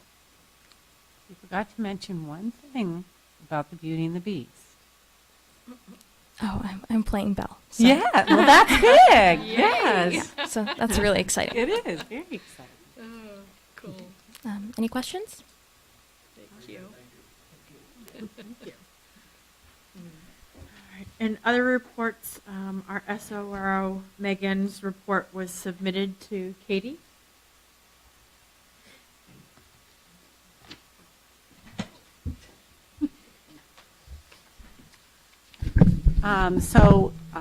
Megan gives a report, and I'll be handing that out. And she did, Scott, you mentioned the ALICE training, and they are going to ALICE training. And I did share today that that's a really important conversation for the board and for the safety committee about the direction the district wants to take around what training we'll be using. So I have asked for more conversation regarding that. So more.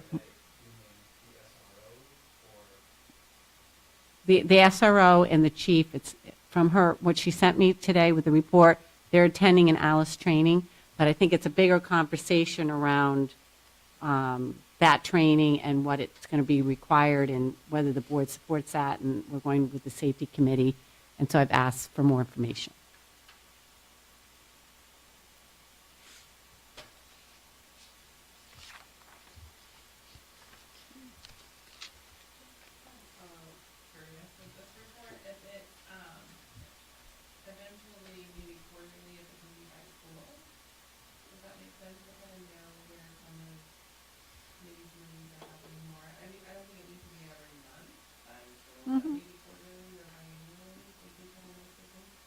Okay, yeah, I'll make that suggestion. Anything else? Any other questions, concerns? No. No. You didn't have an SRO. We didn't have an SRO. She wasn't in the capacity last year, yeah. Yeah.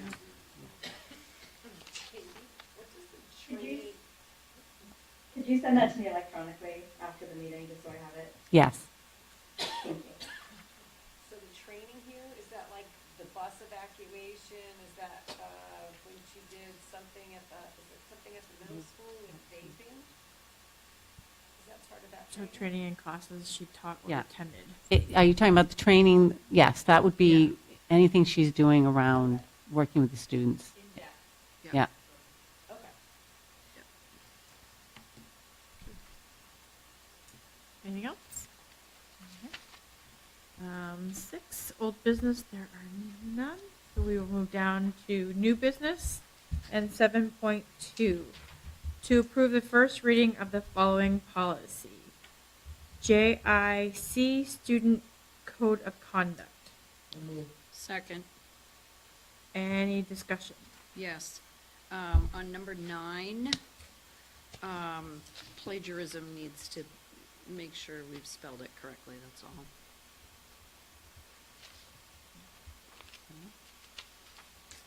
Pretty sure it's just a slip of the finger. Ironic that it happens with that word. I know, that realize is funny. but right. Good point. On, I have a few. okay. So in the second paragraph, I think you should start with RSU4 instead of the RSU4.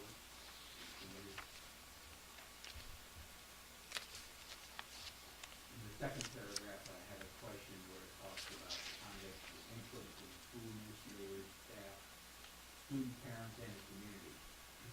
Is that really being done? Are we getting input from the students, parents, and community on this student code of conduct? It's the question, I don't know. If we didn't get that input, then maybe we shouldn't say that we did. If we did, that's great, but let's see. Yeah. All right. The next paragraph, second line, it says to the end, but I think it's to this end.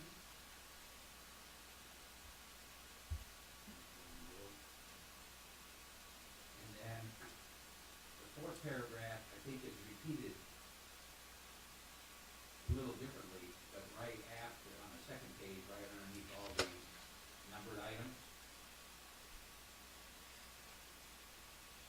So it kind of says the same thing in both of them. Matter of fact, part of it is an exact duplicate, so I don't know. Are you talking about that they need to be But aware? It says the code of conduct, the student's code of conduct is applied, conduct is applied on the first page, and then it talks about the violations, and then it talks about the violations of what to be done. So it tells about where it can be taken care of. Serious of it, talk about the seriousness, but to me, they just seem like one was kind of duplicating the other with just a little bit different words. They don't talk about the parents and those more serious and we refer to it. Just. What do you recommend? It may not appear that way to others, that's fine. But just something to look at before the final review. The next paragraph talks about we're going to distribute these to students, parents, and staff through handbooks or other methods deemed appropriate.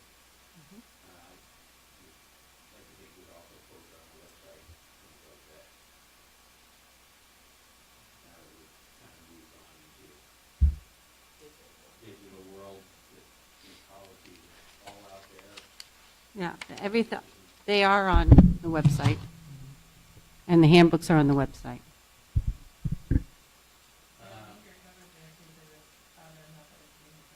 Right. Why I was mistaken when I talked about the duplication, I got two places in there that I had. The paragraph at the top of the second page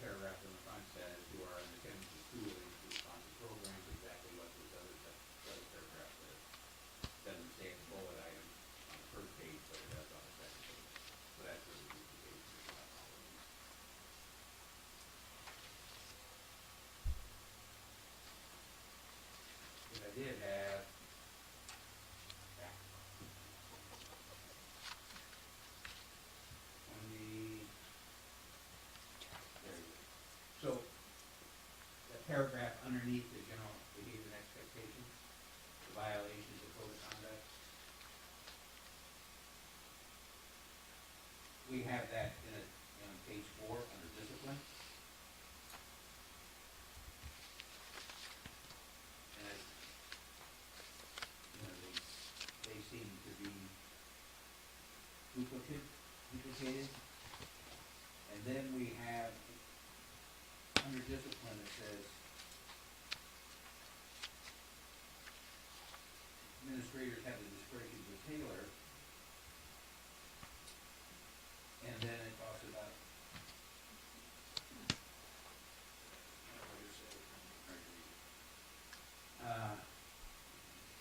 They have the discretion. yeah. Mhm. But, yeah, so that's just why this is a little bit different, if this is discipline, but up on the other page, we'll talk about the discipline also. There's a little difference, so if we're gonna discuss discipline, maybe it's under this discipline and not under the general behavior expectations. Well, I Well, I think- think the second discipline that you talked about, Bob, on the fourth page is for athletic, co-curricular, and extracurricular, right? Now, what they're doing is they're doing an overview of the policy, Right. and they're going to the expectations, and then they're drilling down. So they're starting big picture, and then they're coming down. So they're doing big picture in the different areas, and then they get into more specifics regarding laws, basically. So, I don't think discipline is under co-curricular. no, it isn't. It's a separate area. So it's then getting into the more specifics of the discipline. So it's just reinforcing that. And then it goes into what is in laws of what you can and cannot do. Right. Yeah. Consequences will range from verbal warnings for minor Mhm. misconduct up to and including expulsion for the most serious. Yep. And over here I read that it is, disciplinary consequence will range from a verbal warning for minor misconduct up to and including expulsion for the most serious offenses. Mhm. Cut and paste, same sentence, in different sections. So if discipline should be a separate section, then this heading on here says general behavior expectations and discipline policies. But to me, I didn't know why we would have the listing twice. On the third page, at the very top, we talk,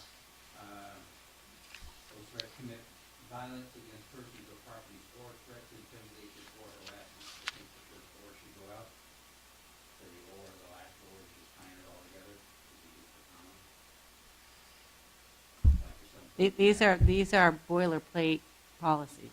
But I mean, yeah, I'm just saying, Some here, boilerplate policies or. I'm just saying that they, yeah, I'm just saying, We have to make it, and this But, might be one that we approved before, just as. the we wording, did. and I just- we did, but that's okay. at that time.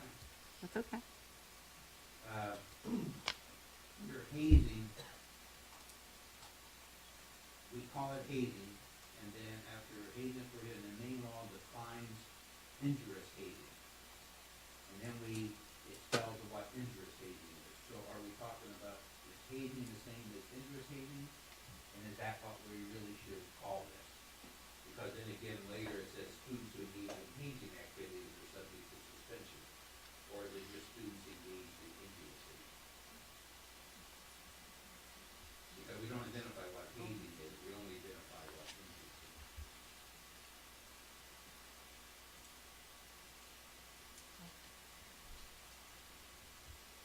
In E, I think where it says, in two places, it says students should not discriminate, I think it should say students shall not discriminate.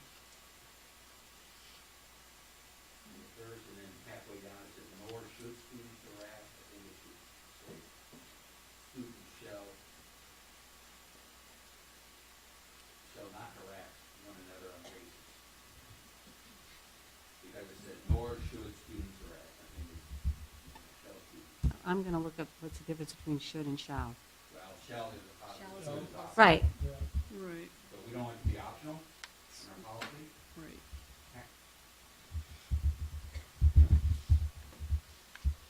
So there should be no discrimination, it should Shall not is be compulsory. allowed, that would be a shall. If it could be allowed, then it could be a should. Yeah, and then tobacco one, it says shall, Mhm. so it should be shall. Yeah, tobacco, drug use. And then up at the weapons, students shall not. Mhm. Where there's should, you want shall. Yes. Mhm. And I think because this was just recently changed to add the stuff about the hair,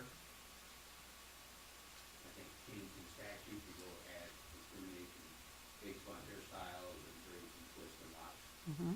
We did the type is different. Some of the cut and paste in, they use the same font throughout the whole paragraph.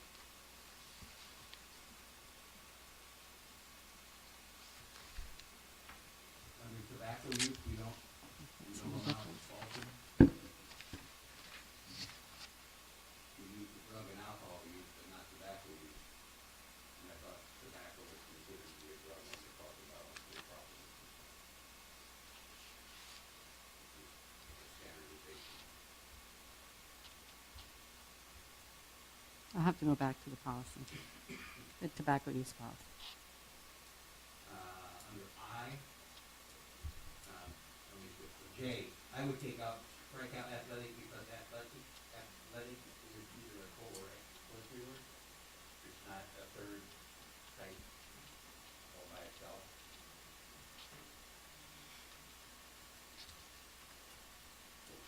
I think our athletics are extracurricular activities. Well, Covered the there. policy wording itself that you mentioned athletics. I think we added athletics. It uses co-curricular and extracurricular. Right, in the paragraph itself. it Right, talks about the yeah, other. yeah.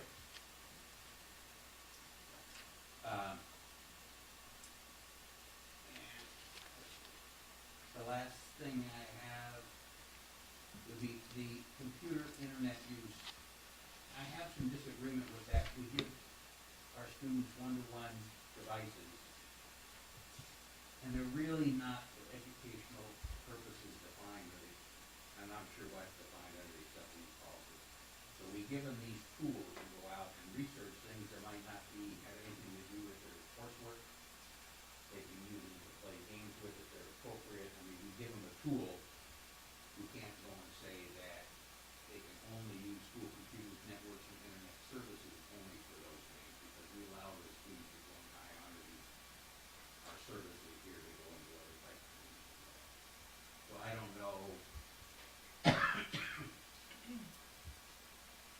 I'm not quite sure. I mean, we don't want them going out and doing things they shouldn't be doing, but it's not always everything that has to be educational advice, because it's their only device for many of them that they have to go and use to access the internet and maybe look up things that they want to buy for shopping or various other things. So those were. But Bob, all of those things are monitored. So even they're school-issued devices, but everything that they're doing is monitored, and there are websites that they can't access. So I guess it all depends on how you define their educational purposes. I think that the purpose of this piece of the policy is to have parameters around how the devices are used. Right, and you're right, and I agree with that, but I think that, if somebody was, at this time of year, was to go out and use their device, even though it's monitored, and that's fine, it's monitored, that doesn't prevent use, it just lets you know what would happen. They go out and use it to shop for, Christmas gifts for people, that's not educational use at all. And if they happen to be tied into our network, or they're sitting on the parking lot, I don't think that's an unacceptable use of the device. So I'm just saying, just what can we really allow our students and staff, if this is a student policy, our students to go and use that device for, and what do we want to prohibit them from doing? And it's in the acceptable use policy, but we have to make sure that they tie together so that we have. Right, so we have to review IJ and DB to make sure it aligns with what we're saying. Well, yeah. Because all of this, it's all the policies that we have that we're summarizing in this policy. Right. So what you would like me to do is double check I to make sure what we're saying in IJ and DB, we're saying in I. Just like J, making sure that, and I think we did look as a committee on how we define co-curricular, extracurricular. Yeah, we Except did. that it says here that only for educational purposes defined in the acceptable use policy. Mm-hmm. So educational purposes as defined in the. So can we not just remove the educational purposes piece, so then it reads students may use school computers, networks, and internet services as defined in the acceptable use policy? That would be, and then when we review that policy, we'll see what that policy says and how we can use this devices. Right. And I guess I did have one last one. Page 6. This is a student talking about students everywhere, and then all of a sudden there are referrals to law enforcement and say, reasons this affect that a student or staff member may have violated. I think we need to take staff member out. The fact that a student may have. We must have policies for staff members. And this is a student code of conduct. I think they have to refer to the student code of conduct if we ever had to take disciplinary action against the staff member. Where are you? I can't find that. That's on 6. Referrals. And the referrals to law enforcement. 4th line down, almost to the end, for staff members. That is safety. The superintendent may also, when they have nuisances like this, or staff member may have it. Yeah, and it does talk, so the other one is the safety of schools and staff, that's fine, that's who we're trying to protect. But who we're gonna report, we report students under this and staff under this. But those are just my comments, and I don't see on here where it has our stamp, where we approved it last, and maybe there was the last date that went come out, because that's all it was on. 2011. 2011. 2011, yeah, so that's quite a while ago. Because we're revising it now. Yeah. And- So, and I can't take totally, because I reviewed this in 2011. Didn't notice some of that stuff in. so Laura, on policies like this, it goes through 2 readings, so getting feedback now, you'll see a revised one for the second reading. How often do they normally get revised? Is it common for them to go 11 years before they look at that? I've seen it, and because there's so many, and then you start taking a block, and then you get behind, it just, like the ones you're seeing tonight are all impacted because of laws from October 18th of last year. So it really got looked at because we added that you can't suspend students. So that whole section changed, and so you had to update this one. So the ones you're seeing tonight are all based on laws that were passed last fall. So we're following the law, and our policies need to update to. So those usually dominate, and so then other ones kind of sit there that haven't been looked at. And we just paid Maine School Management to review all of our policies. Yeah, that And identify was those that like need to be 3 years updated. ago. So we had started the cycle Yeah, last year, starting to review so many, trying to do so many every meeting. But then the budget season happens, and then other things happen, and you start losing ground. And unfortunately, someone goes 12 years without doing it. yeah, we actually started reviewing them all. I think it was 3 years ago that Maine School Management had taken our entire policy book and done that, and so we started going through and reviewing them all, and then, boom, everything happened, so that kind of got pushed off to the side, but yeah. Any other discussion? I just have a couple of things. As I looked at several other districts with their code of conduct, and I did see the companies that was primarily was pulled from. They reference, and a lot of these other districts reference kind of their policy within their code of conduct. So at the bottom of the paragraph, it would say key policy, Mhm. whatever. We had that. We had it, and the group decided to move it. We did have them under each paragraph, and then we decided to move it off of that. Interesting. Anyway, and then on the additional pages, it just kind of, we keep that header on them.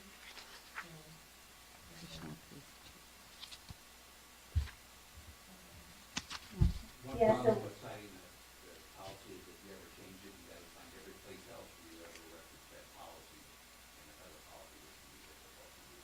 I think,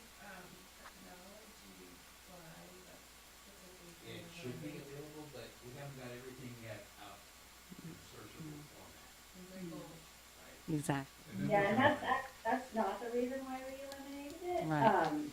It was really clunky to read as a parent to see all of these things after. So what we did, if you look at page 6, you'll see the cross-reference for all of the ones that you have applicable policies for it. And they do have the capacity to be hyperlinked kind of within the document, but obviously we can't give you that in a paper copy. So it's something we're working on, but we, as a policy committee, asked Katie to put them at the end in terms of cross-referencing because it just makes the paper trail a little bit easier than having it embedded in just, because this is already a 9-page document or whatever it is, 7-page document. So that's the function behind it, the reason why we made that decision. But we can put it back if that's the will of the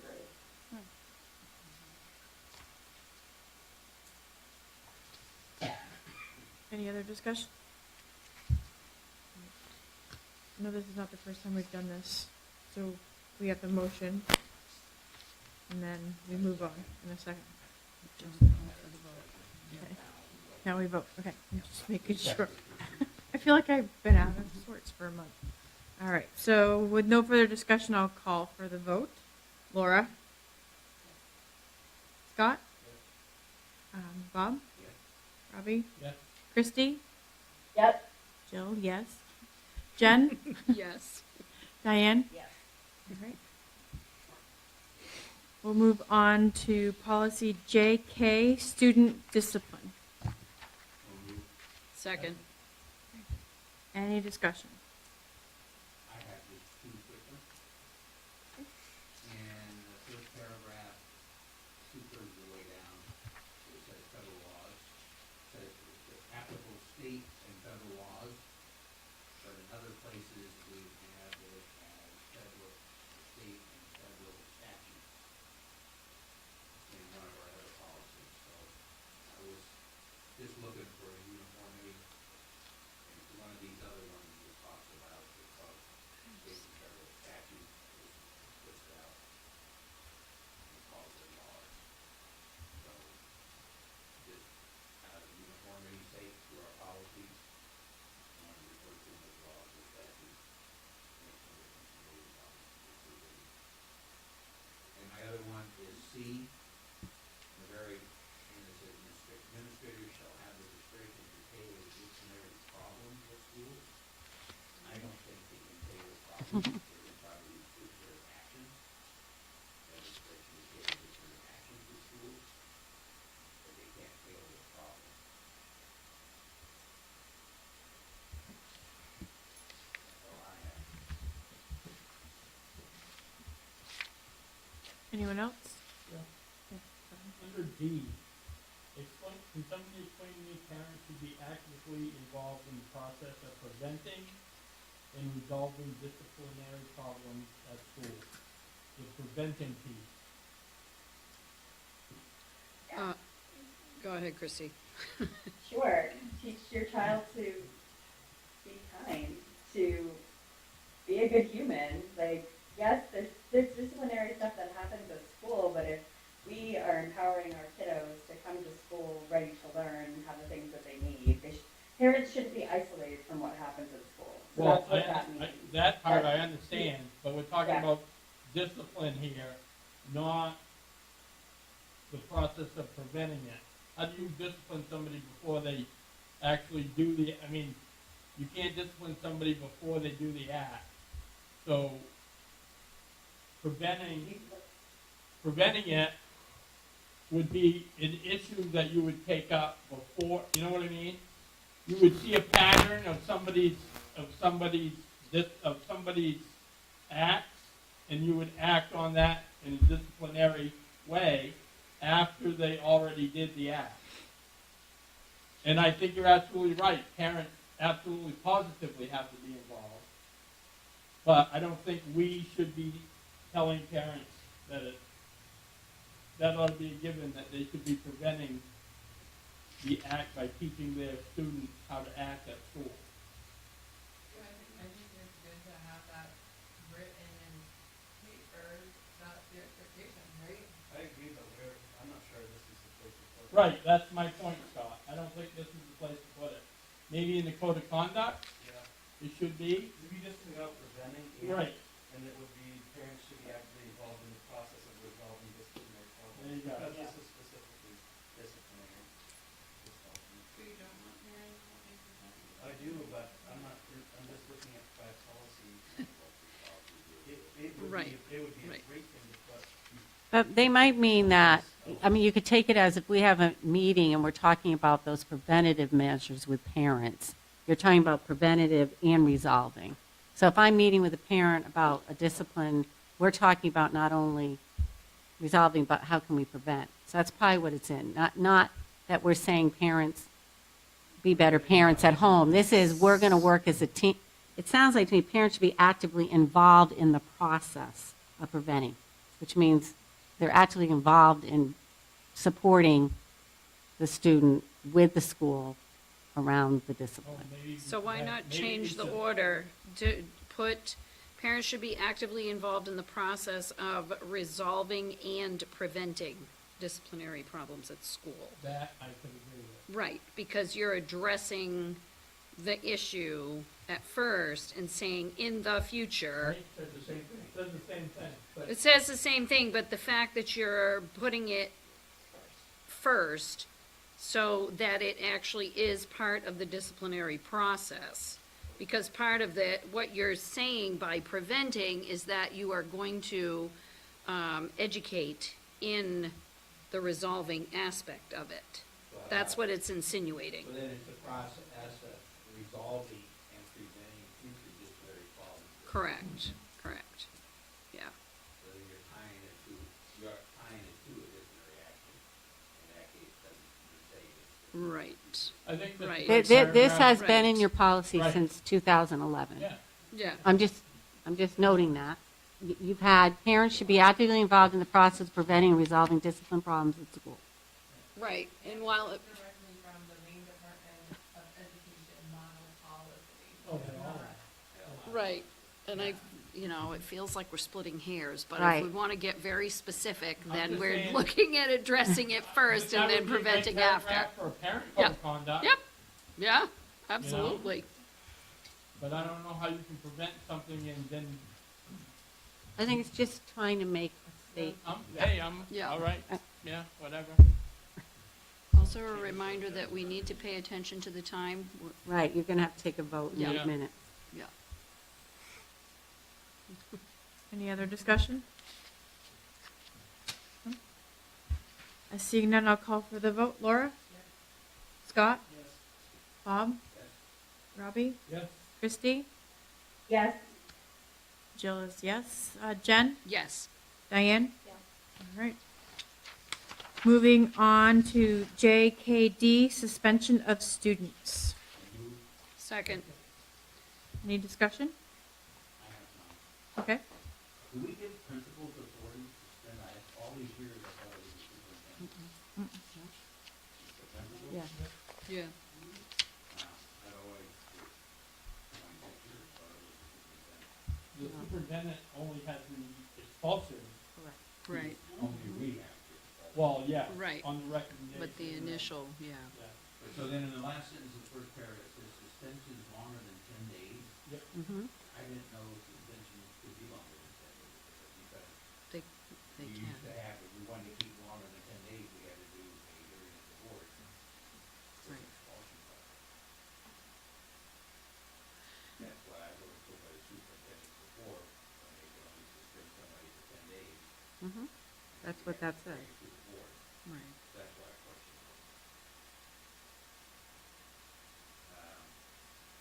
The other one, notifications, we said as soon as practical by telephone or by written notice sent by mail. The email be in there, we have their email address.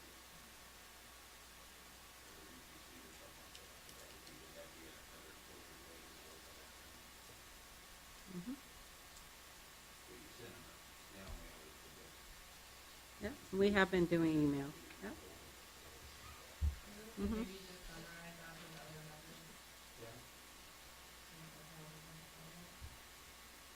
And what in the last one on page one there it says that they have to go and meet with the building administrator getting hired.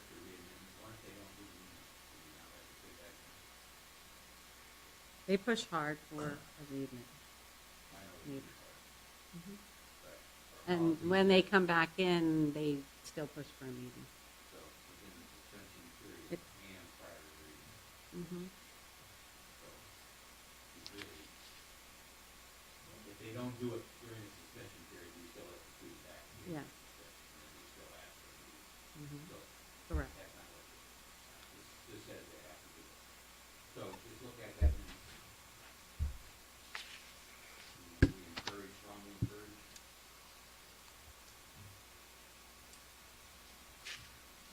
Anyone else? No? No, I'll call for the vote. Laura? Scott? Bob? Yes. Robbie? Yes. Christie? Yes. Jill is a yes. Jen? Yes. Diane? Yes. On to JKE, expulsion of students. So moved. Second. Any discussion? I have some. In the fourth paragraph, it says the board also has the authority to remit an expelled student on satisfactory evidence of education.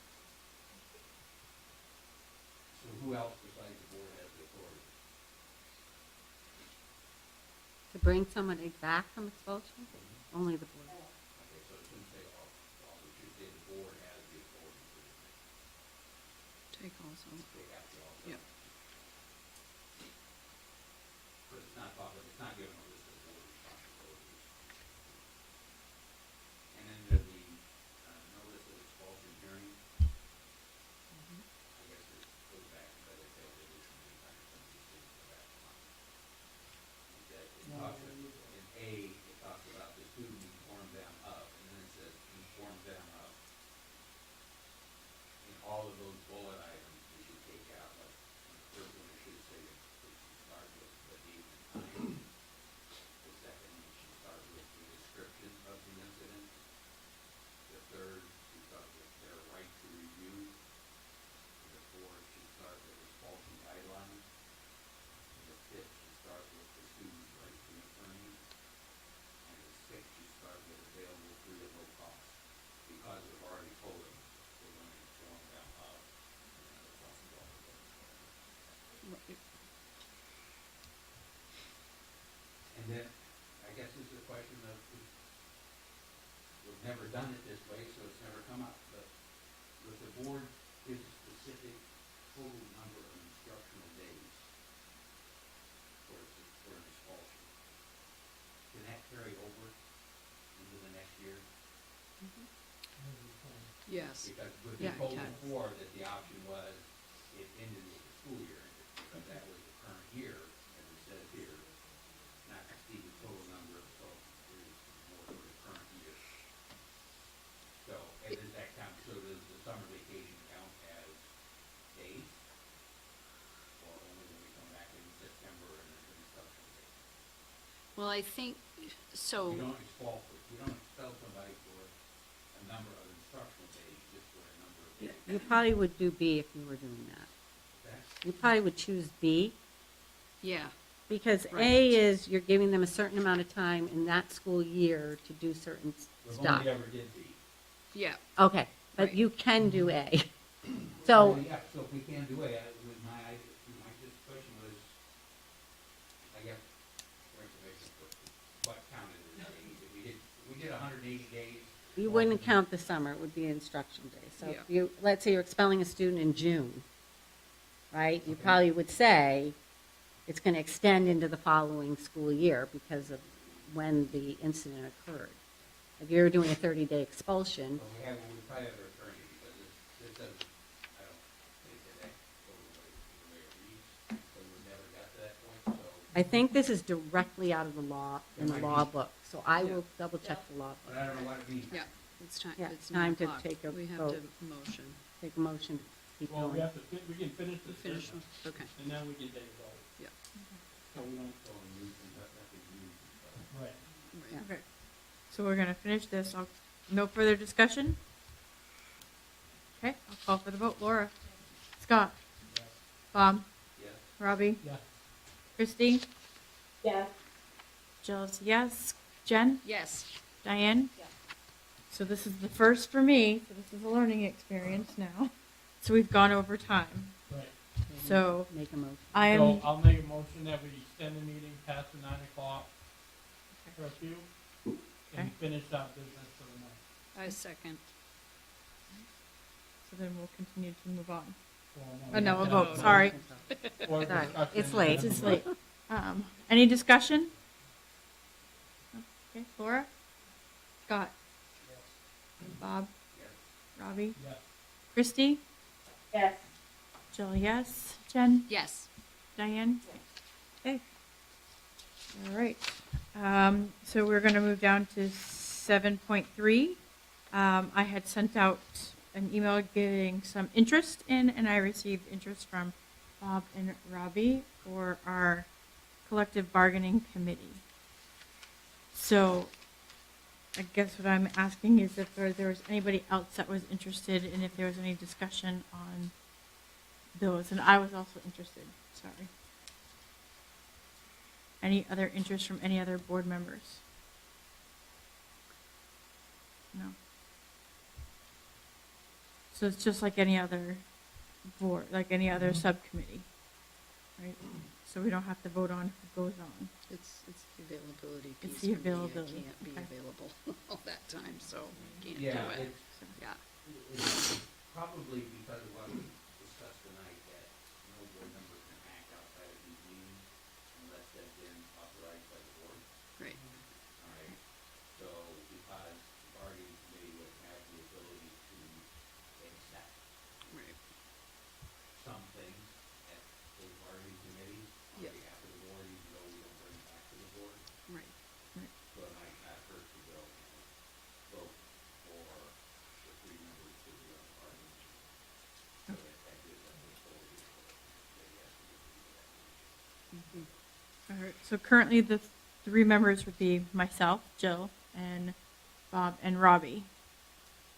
So is there any discussion? So I will go ahead and just call for a vote on those three members. Laura? Scott? Bob? Robbie? Yes. Christy? Yes, and thank you. Jill is yes. Jen? Yes. And Diane? Yes. Great. So we'll move on to committee reports. Finance and facilities. Yep, finance facility committee met tonight at, 5:30, and, I'll go over the financials first. We're 5 months into this fiscal year, which is 41.66% of the year as of November 30th, 2022.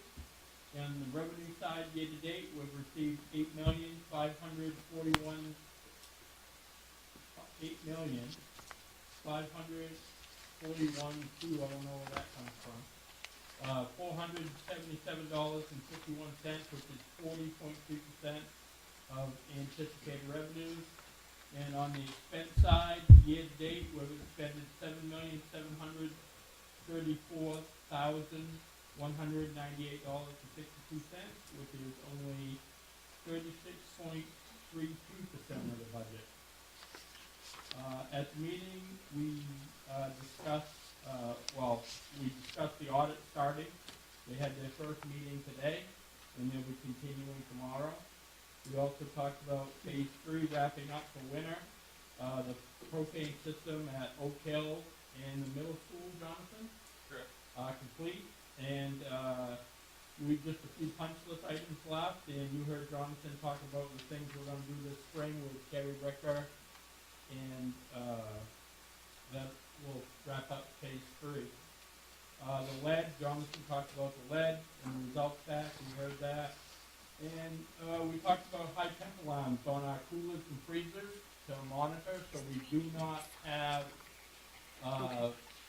a problem where freezer or coolers go out and we lose all the food in it over a long weekend or a holiday.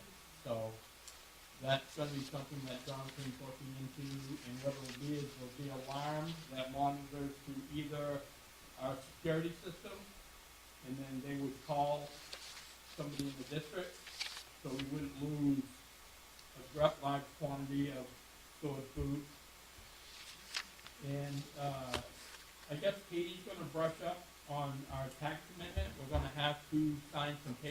before we leave around. tonight. The So papers if are you coming. wanna- if Yeah. you wanna- So really quick, the papers you're re-signing is, there was assumption made that when the warrants were approved in June, that the food service, which had, in prior years, you have approved raising funds for the nutrition program. This year, you did not include that in a warrant. You included to expend the additional 100,000, okay? So when Jessica and I went back through the budget papers, and what was approved and what is the intent around the nutrition program, it appears, because, I'm new superintendent, so decisions that were made back then and now we're here, we are anticipating that we're using, with the 400,000 fund balance that's going in to balance the budget. 100,000 of that would offset the nutrition program. So what happens is you have the state revenue, you have the local revenue, and then you have additional revenue. And under the additional revenue is your fund balance of 400,000. There's main care, there's adult ed, there's other funding sources that we bring revenue in.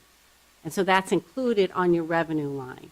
So we're interpreting that was the intent to cover nutrition this time rather than raising more local dollars for nutrition.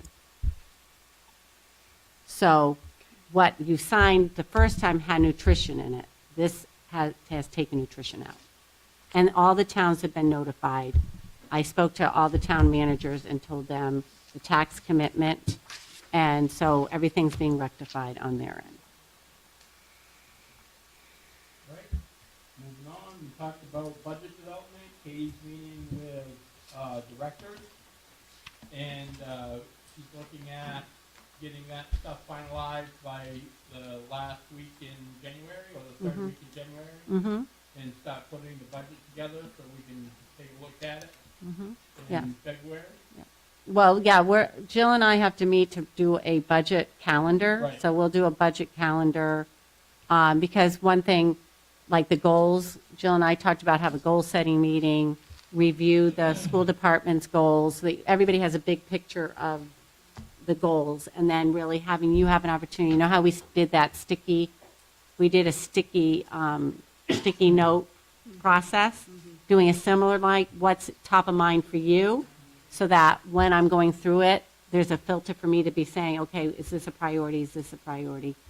So that will be coming, yes. So we've got to back up from when you approve and go back and see when we're going to do the meetings. And I don't know if in the past you've done like one regular meeting in the month and then do a workshop totally on budget the second meeting, or do you add meetings so that there's budget workshop meetings so Jill and I can go through what you've done? And Robbie, you could be part of that discussion. Yeah, sure. Yeah. And the last thing we talked about was one of the directions that the committee got when we discussed the consolidation plan and the building plan was to look at our building capacity. So I know 3 years ago we did it, but I think now what we do is we have to look at it and see what impact that will have, like what school we close, or if we close the school, what that will have on classroom sizes and space availability. So Katie's gonna pick up that work with Jonathan and the administrators and report back to the committee and and we'll report back to you. But yeah, that work has to continue moving on. So we're working on it. And that's it. Any questions? Well, you don't sign that, just so you know. Sure, okay. A couple of questions. Sure. With the finance piece, who is responsible for grants and things? Like, are the directors of those responsible? Is that the committee responsible? Like, how does divisions or groups within the school apply to different grants? Within the school. Yeah.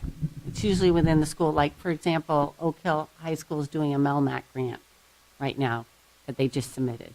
So the school would talk, the administrators would talk with their teachers if there were grants, and they would put those together. If they need support, they could reach out to central office for reading or support. And as we see things come through, we look at those. So much director, I think Nancy puts in grants for similar type stuff, Kathy puts in grants for things, Jonathan will probably put grants in for what we talked about tonight. For safe, yeah, for the lead, yeah. And other programs that would have that money associated. We don't have a single grant writer. And then for the eating situation at the high school, that was recently installed?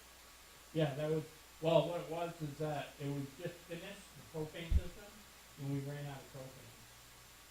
And it was the contractor, we were on automatic feed, and they didn't show up to fill the tank. Yeah. They're taking responsibility for it. Doesn't help the city. Yes, I could read your mind. Yes, they're taking responsibility for that. Yes. Mm-hmm. Yeah, right. And the problem was we didn't think it would be heated in time. I mean, the timing was, do we bring them in 2 hours and maybe it wouldn't be ready? So that was the decision. And then in regards to the facilities, it kind of dovetails facilities and safety and things. With the buses, Mm-hmm. and the increase of parents dropping their kids off or, all of that, is there opportunity, because I don't know how many of you drive by like Oakland Middle School, I have, but, it's kind of a lot. There's a lot of movement, there's kids walking, there's kids getting out of cars, there's parents parked all over the place, backing up. It's kind of a real concern to be have fifth and fifth grade grade there. Is there ability for the gym to open that would allow kind of a smoother movement? Because people don't wanna, the school doesn't open, the doors don't unlock until 7. So is there anything that we can do to maybe 15 minutes, like 6:45 it opens and get them to the gym, or, and that would just help traffic continuously moving, because they're all the way down Ballpark Road. Mhm. Yeah. Mhm. Yeah. Just thinking. 'Cause Yeah. It's a supervision, but, yeah. Yep. there's no impact. I mean, that's something to talk to the principal about, yeah. Yeah. Mhm.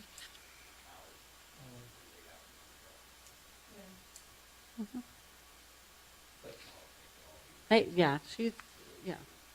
I'm sure they're aware of it, and I know they've been trying to work with the staff, like the staff walk all the kids out. I mean, they're trying to, but, yeah, I know the bus situation. We're trying to work hard not to have buses be down. Any other questions for Robbie? No? Great.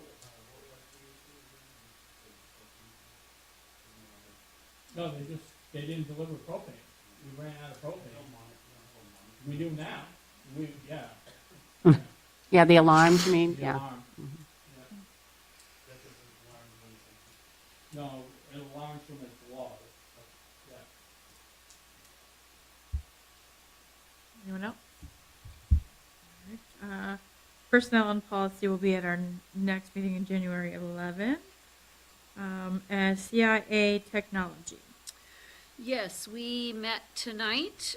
We had the pleasure of having Mr. Alberti and Ms. Gagnon and Ms. Garnett Sias with us.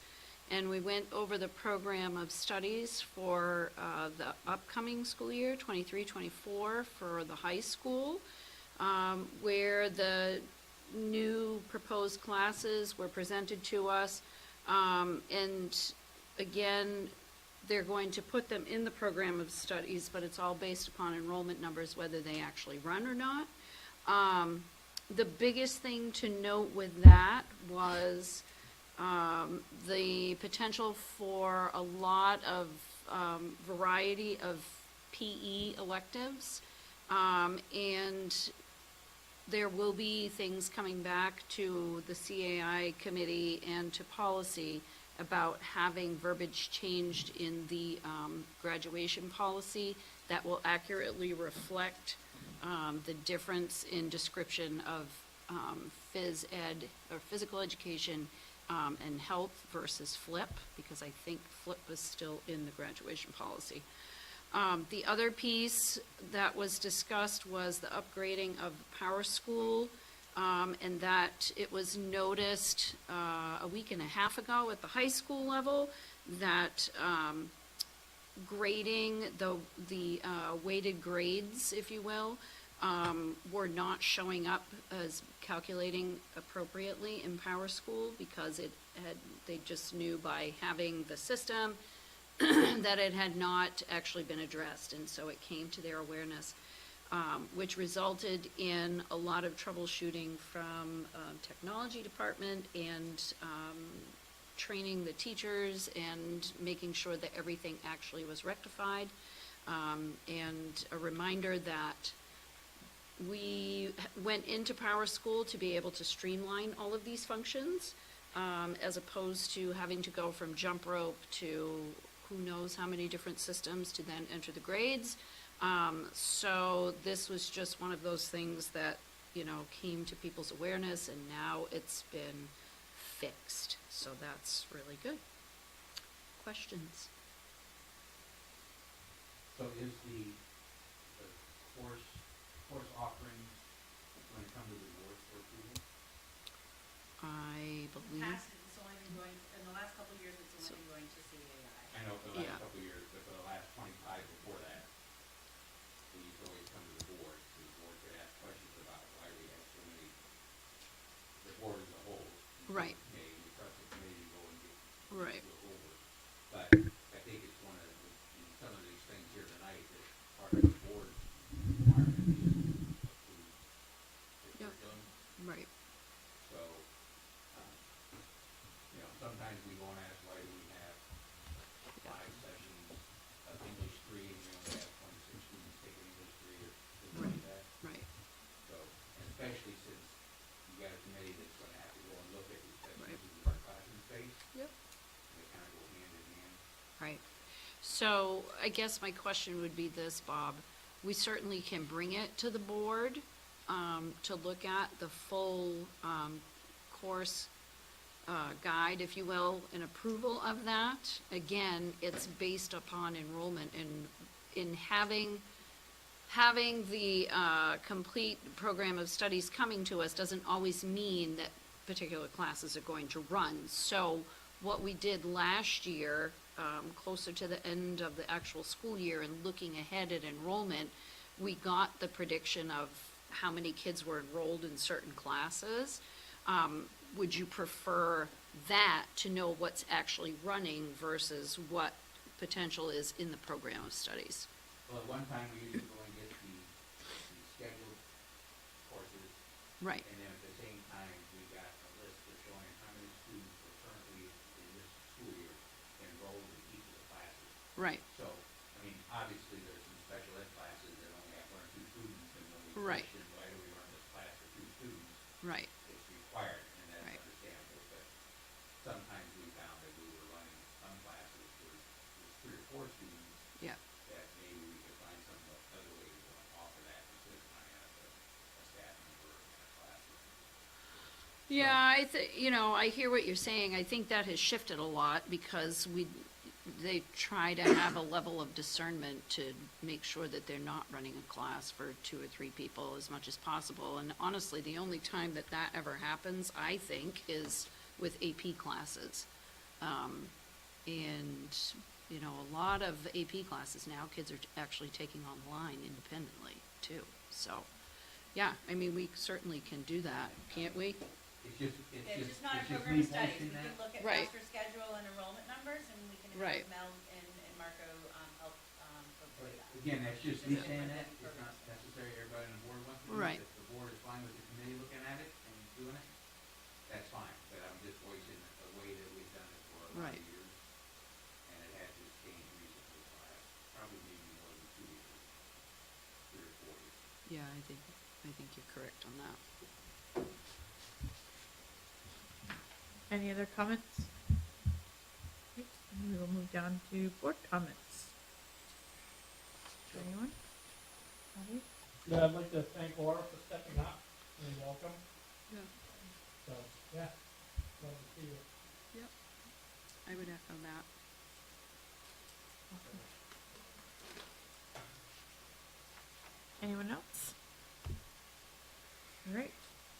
With no other objection, I would like to declare this meeting adjourned at 9:19, 9:20.